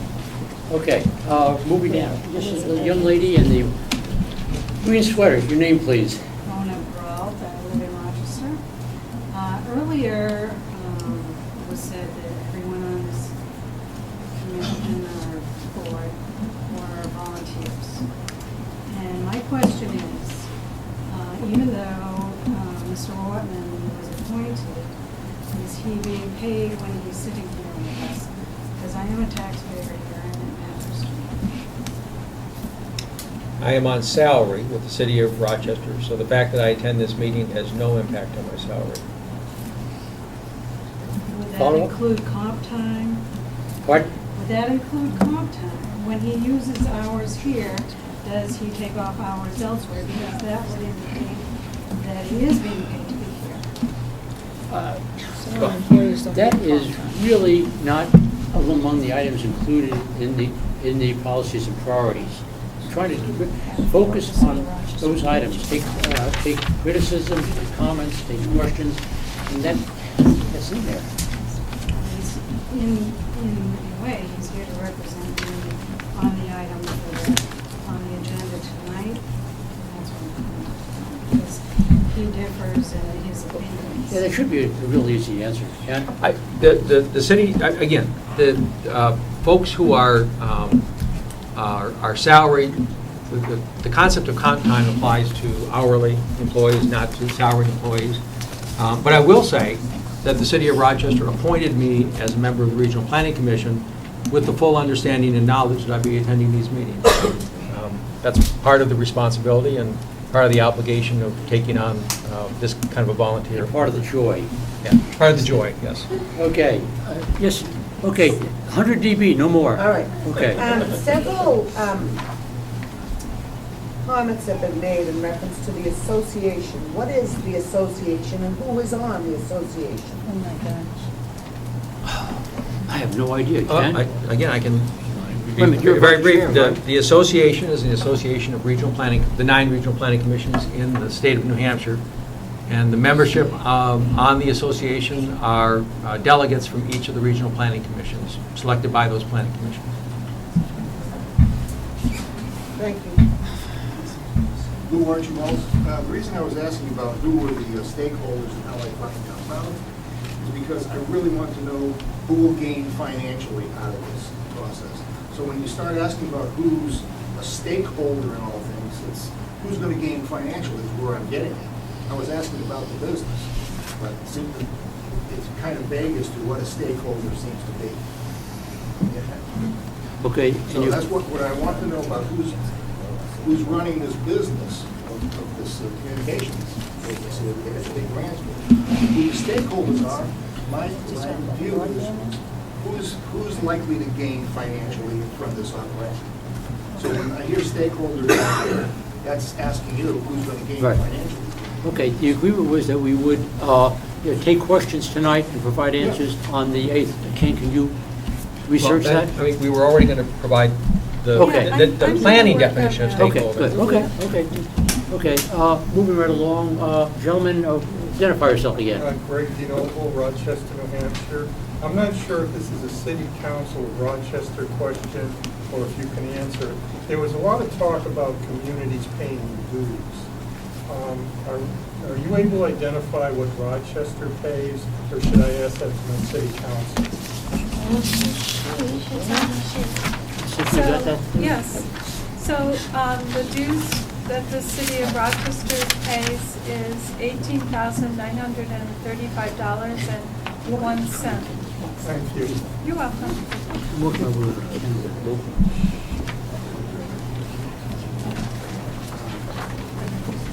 Great. Just based on population. Okay, thank you. Okay, I'm trying to get the people first, and we'll come around to the... Mr. Chairman, she's asking a question. Pardon? She's asking. Right, okay, just to explain, one moment. I'm just trying to explain now to the commission here that you went around the commission once, and we're going to go to the people, and come back to the commission again. Unless it's something that you are adding to the comment. Cynthia? Yeah, Mr. Chair, it's been the practice of our commission to try to limit the meetings to 2 hours, and we're now at 2 3/4 hours, Right. so I would like to keep that in mind, sir. I'll try to keep that in mind. We'll try to move ahead. In a moment. Yes, identify yourself, please. Diane Wood. The New Hampshire Association of Regional Planning Commission is made up of members from the 9 regional planning commissions. Is that correct? That's right. Is there anybody sitting on the Strafford County Regional that are members of the SARPC, Ken Orr, and what is the position of that chair? he's chair. And Cynthia? I also am a member, the executive Oh, I'm directors sorry. are Okay. also members, and Tom Crosby from Madbury is also a member. Really? Well, he's my alternate. Okay, okay. Moving around, Ken? I have a question for you. Before I start, I'd like to echo what Jerry Galeza said before. I'm not here, and I don't believe anybody in the room is here to give anybody hate. We're trying to learn, we're trying to work with you. We believe in representative government, and you are our representatives. We're just here to get information, and we wish you that, share our thoughts. And if it's a true representative process, we believe that you'll listen and you'll take our input. So we'll use that to base your decisions on. I have a question. Does the Regional Planning Commission take money from the state in any form? Cynthia? Yes, we received a grant from the Office of Energy and Planning. All of the 9 regional planning commissions receive a grant from them, and ours is just over $11,000. Ken? From time to time, there's other grants and that money comes in. And so, from my perspective, it's not proper for the regional planning commissions to take money from the state and then go back to the state and lobby for things that the regional planning commission believes is necessary in our legislation. I agree completely with Representative Galais. Representatives of the people are the people that we put into office. We didn't put any of you, with all due respect, we didn't put any of you into office. You were appointed. You're not our elected officials. You're not our elected representatives. And let me repeat that. I say that with all due respect. The comments, and a few comments about some of these things too, they're very generic in nature. I'm very familiar with the Granite State Future Program. I know that that's not what we're talking about now. But I could take this list and I could point it back. These are the policies, for the most part, of the Granite State Future Program. And there are a lot of things in here that are not defined, and you're suggesting that you vote on them and then promote legislation for them. Smart growth. What does that mean? I could ask everybody in this room to give me a paragraph on what smart growth means, and I'll bet you I get a zillion different answers. You asked about supporting regionalism. What does that mean? Does that mean removing, empowering the planning commissions further to remove my voice from my elected officials? I'm old-fashioned. I believe that our founding fathers gave the power to the people. We are the sovereign, and the power comes from us, the states. And the states enumerated powers to the federal government, and it's been flipped on its head. And I'd like to see us try to focus to get that back, at least at the state level. Again, I say all this with the utmost respect. I'm all for having planning. I'm not against that. I think it's important. I think regional planning, having towns talk to each other, I think that's important. I don't know if the regional planning commissions need to be a part of that process, but I don't know that they shouldn't be. But you've got in here, support policies with strengthened municipal and regional planning authority. Strengthen how? That is so open-ended. How? What do you want to strengthen about your authority, about regional planning authority? There's promote regional solutions to help solve local issues.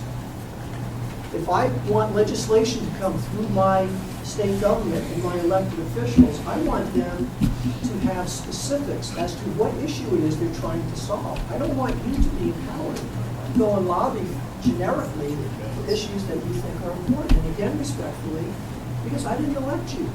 I didn't put you here. My elected officials appointed you. Okay. Support transit and multimodal transportation. I believe the free market should decide. Support ongoing efforts to promote coordinated community transportation programs. Support sustainable funding for transit and passenger rail. Again, I believe the free market should decide. Support intelligent transportation systems and other innovative transportation Chair, systems. point of to help- order. Time. Yeah. Ken, can I come back to Way you? over his 3, no, not back. Okay, I just, Not back, I think my 10:30. point's been made. Okay, moving right along. Young lady in the, can you identify yourself again? Mary. Mary. Question, I have actually a question and a comment. Could you please clarify at the November 8th meeting, is it simply going to be discussion on the Granite State Futures, or is there going to be discussion and vote? Okay, at the November 8th meeting, I can only tell you what I know at this point. The rest of the committee will, commission will probably join in. We'll be receiving answers from Mr. Orban on the questions that have been asked this evening. Okay, and then there will be a vote on whether or not we are either for or against the entire document. That's the policies and procedures document from the New Hampshire Association of Regional Planning Commissions. Okay? And part of that process will be Right. questions from the public?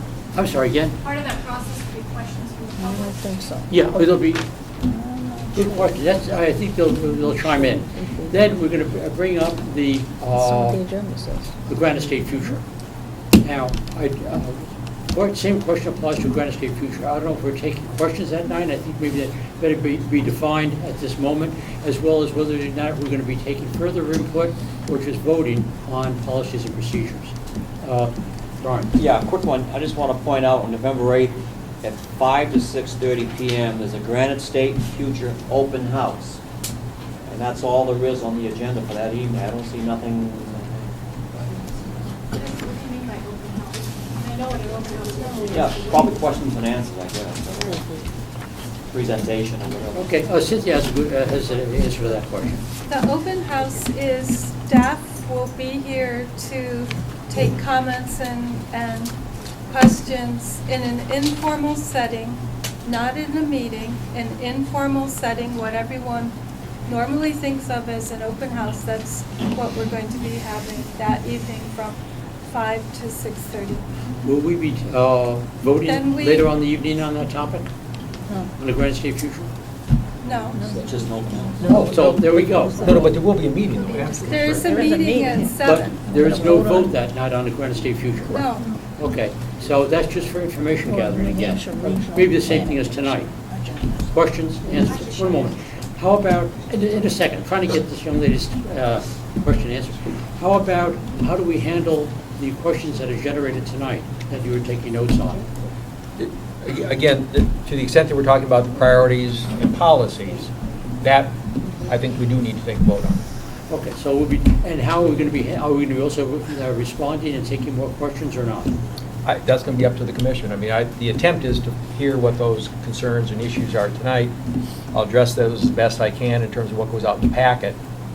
But that evening, I guess it's up to the commission whether or not they want to open it up before they vote, or if they want to take comments afterwards, or I guess it's up to the commission. Ed, Bob? Mr. Chair, Yes, sir. I have to agree with a lot of what the public has stated here tonight. However, I think there was a miscommunication very early on, and I'd like Mr. Ortman to have an opportunity to reply to one of the comments I make in case I'm incorrect. But essentially, as I originally understood it, this is a document that the New Hampshire Association prepares each year, and from my point of view, the New Hampshire Association of Regional Planners, just the way I sit on the Military Officers Association, is a lobbying group, not this commission. On the other hand, I believe Mr. Ortman's group is asking for the Regional Planning Commission to endorse or not endorse their positions. We as a commission have the opportunity to say we do not endorse any or all of it, not to discuss it, to vote one way or the other. What I vote on and what I hope others will vote on will be driven by people contacting me as a commissioner and saying, we don't want you voting for this. Yes or no? I appreciate a lot of the inputs, and I happen to agree with a lot of the inputs, but I think there was a confusion about what we were doing here to begin with. Mr. Ortman represents a lobbying group and has every right to present it as a member of our commission since that lobbying group is the commission's, and it's no different than many other lobbying groups, and we have every right to say, no, we do not endorse your going up and even doing that. I just want to make sure everybody understood that, because I'm not sure everybody appreciated that at the beginning of the evening. We as a commission can say, we are sorry, we are not endorsing the association's positions. I don't have a problem one way or the other.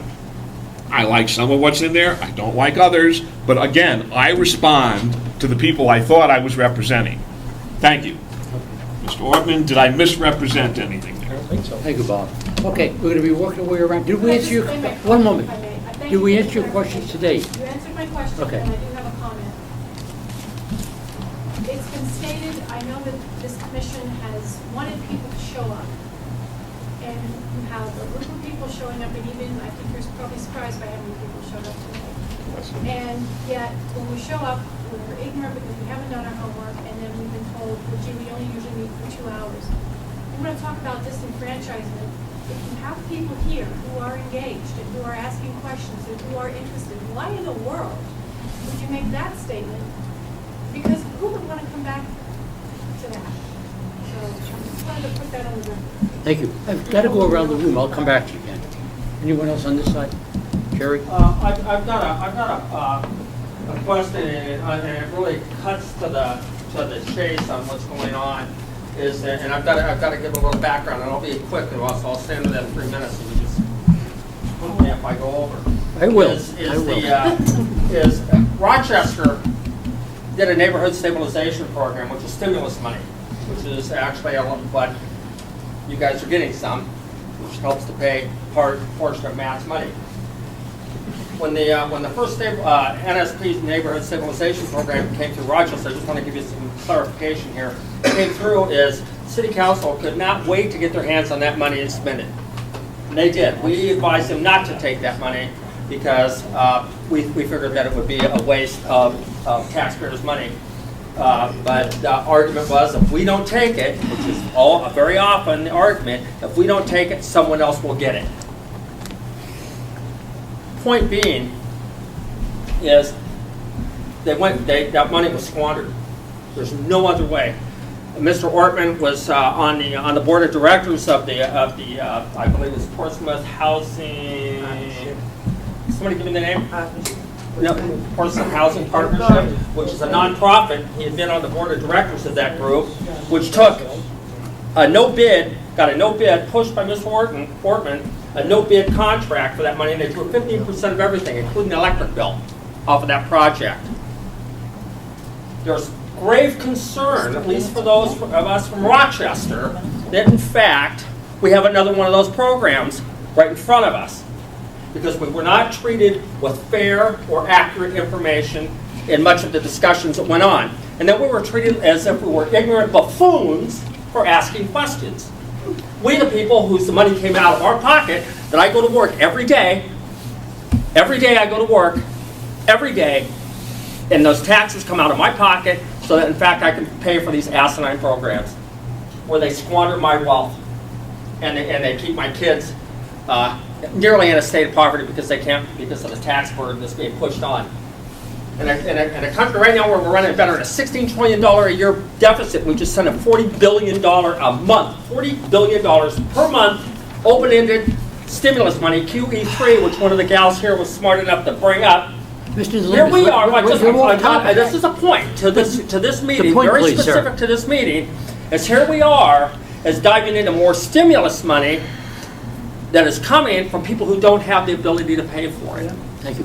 And what we're asking you is, with your infinite wisdom and your sense of civic pride and volunteerism, to get us out of the way of that truck that is about ready to run us over. So if there's stimulus money attached to a program, don't jump off that cliff like your buddy. Say no. Say no to that money. We don't need that money. I tell you what, is the communities have done very well without stimulus money. Matter of fact, I think, my 3 minutes? Yeah. Then I'll just end with this. I would urge you to empower your neighbors speak to your public, inform them, be upfront with them, and welcoming to them, instead of driving a wedge between you and them, and you'll find that you'll have much better involvement from the public, instead of trying to drive them out of the room so you can do your deals without us in the room. Thank you. Thank you very much. Randy? Does this document have to be voted in its entirety, up and down? That's what's been presented to us. I'm not too sure if there's, No. what? You didn't shake your head no?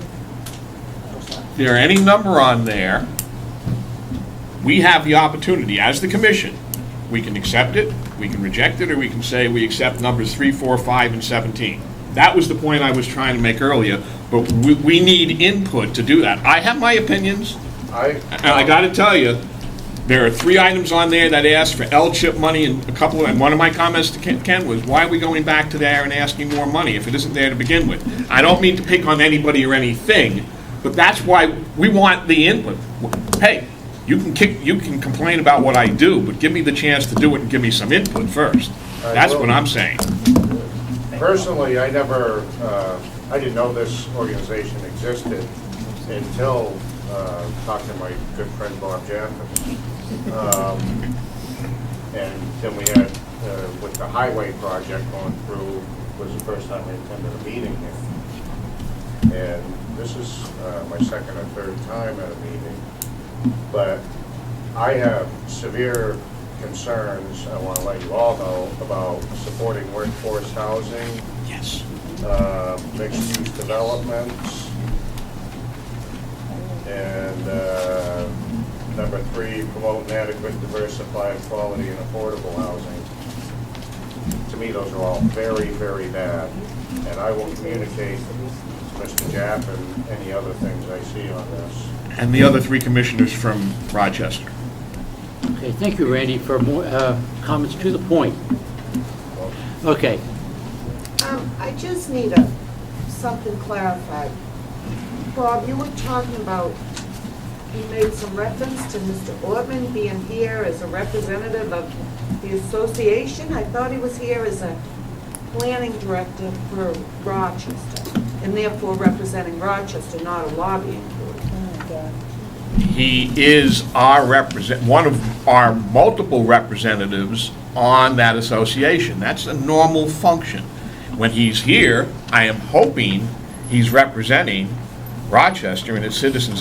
He thought he was doing us a favor by bringing this to us so we knew about it. Please, none of us are perfect, but all of us do something right occasionally, all right? That's why I asked for clarification. Okay. I'm trying to make sure I'm not putting, I don't want to put anybody down, I don't want to build anybody up, but he thought he was doing us a favor by even bringing it to our attention. I don't think anybody's mentioned that.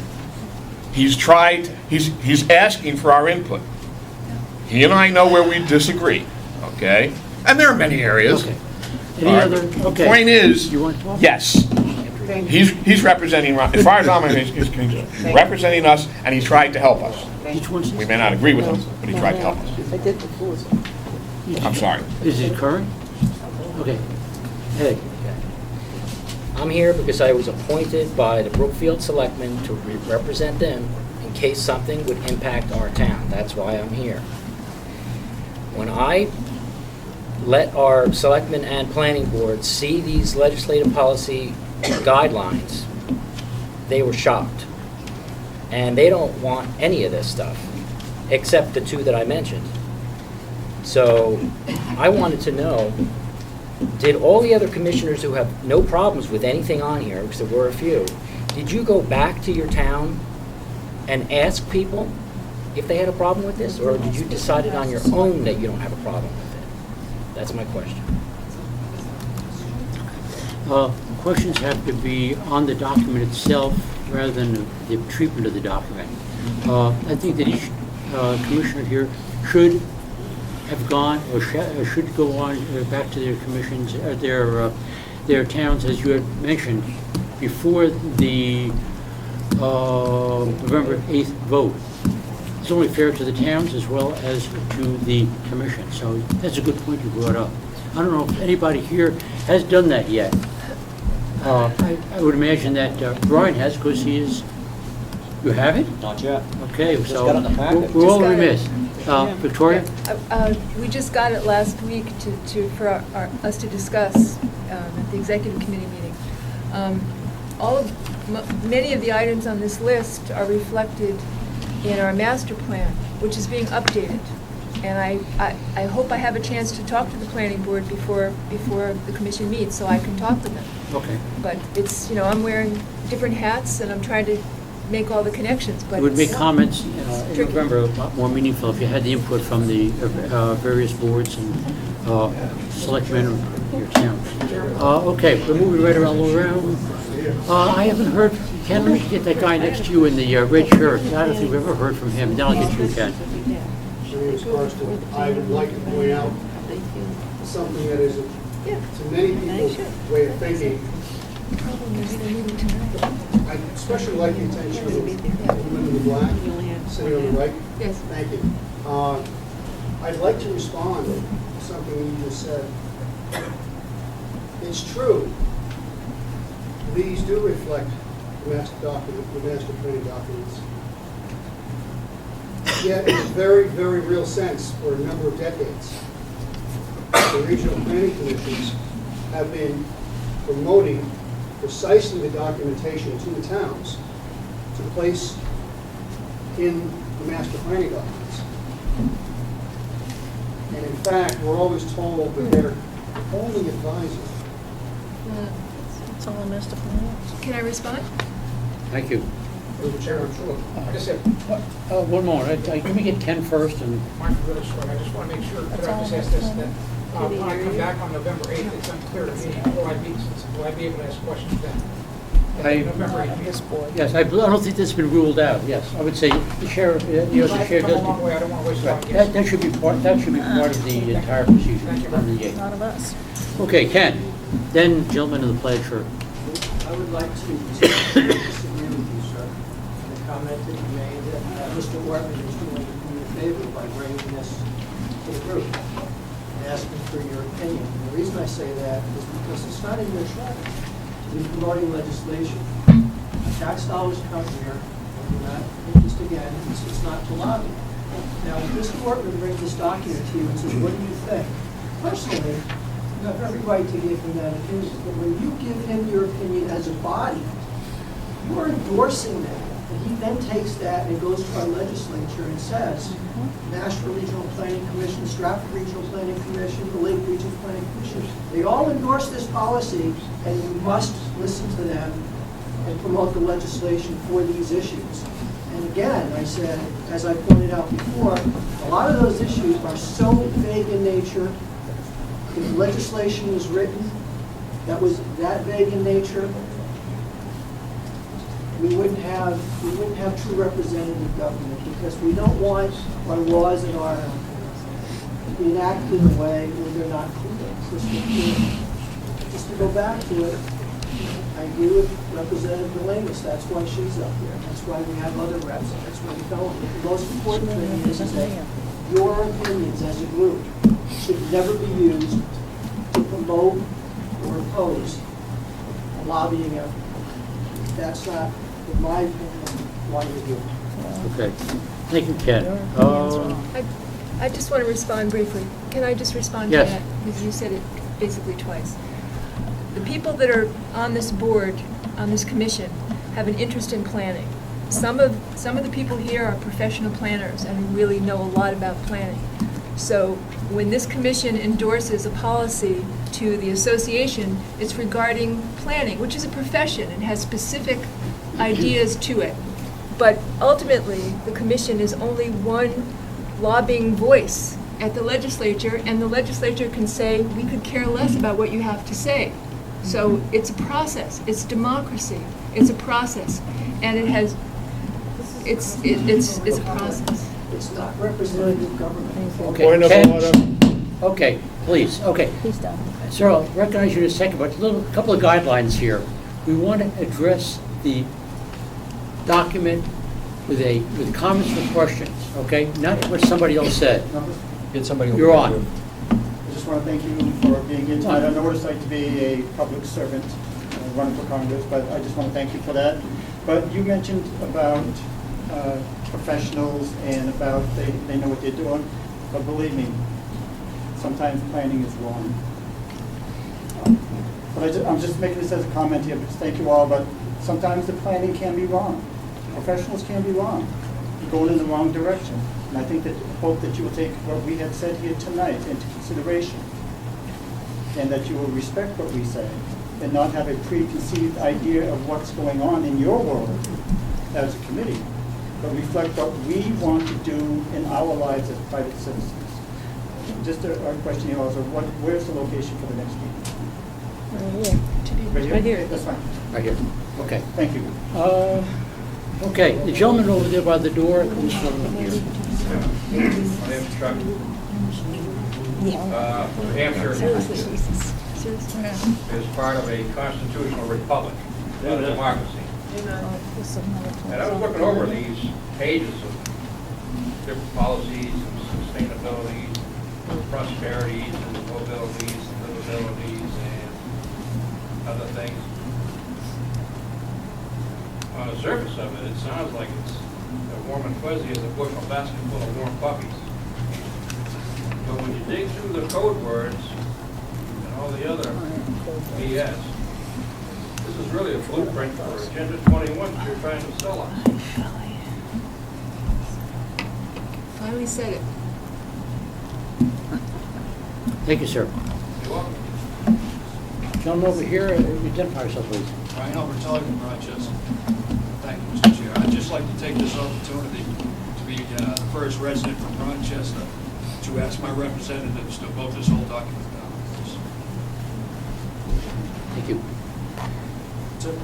Am I missing anybody? No. No? Mr. Chair. Okay. Gentleman over here in the... Okay. Thank you, Mr. Chair. Again, my name is Rick Perot, and I'm a resident of Rochester. I want to stand with Mr. Brian Albertelli and ask that you vote this all down. I can go on every single one and I have a comment on every single thing in here, but actually what's happened is, and professional planners really don't often even know what is going on. What we're looking at here very simply is, when you legislate this and you want to have, let's make sure that the regional planning commissions are involved in the prosperity of the people. Okay, or we want them in the sustainability of whatever they think is should be sustainable. Okay, mobility and transportations and being able to do. Let's have more public transportation in a rural district. Okay, what's happening here is we have livability and promote smart growth. I don't think that's a very good thing. We have regional support for regionalism. Okay, I don't want more people getting on board with that and then coming to the legislature with their professional sounding, professional input from planners who have been trained to do this. So I'm with them, and if this board is here to be able to, on the 2012-13 legislative active priorities, is to either support, oppose, or propose. I oppose it all. Thank you, sir. Okay, are we ready to have speakers? Anybody from the from the commission? I'm missing somebody. Oh, Sue, sorry. Go ahead. Cynthia, clock. I'd like to remind everybody Timer. that the commission Timer next time. is coming from the A timer next time. And Timer. this entire thing. That's all I want to say. It's very important for you to put that on your mind. Thank you. Bill. If we could have all of the comments that people would like to submit to the commission brought to the next meeting. Also, contact your commissioner that comes from your community with the questions, show they'll respond. And if you have any questions, we have Cynthia Copeland. She's the executive director of the Strafford Regional Planning Commission. And I would entertain a motion to adjourn this meeting this evening. Second. Motion made and seconded. Is that's discussable? All those in favor of adjournment, please signify by saying aye. Aye. Those opposed? I'm opposed because I wanted to make a statement. The ayes have it. Guys have it. Is that discussable? I'm sorry. I understand. Okay. I'll listen to what you have to say. Oh, I appreciate that.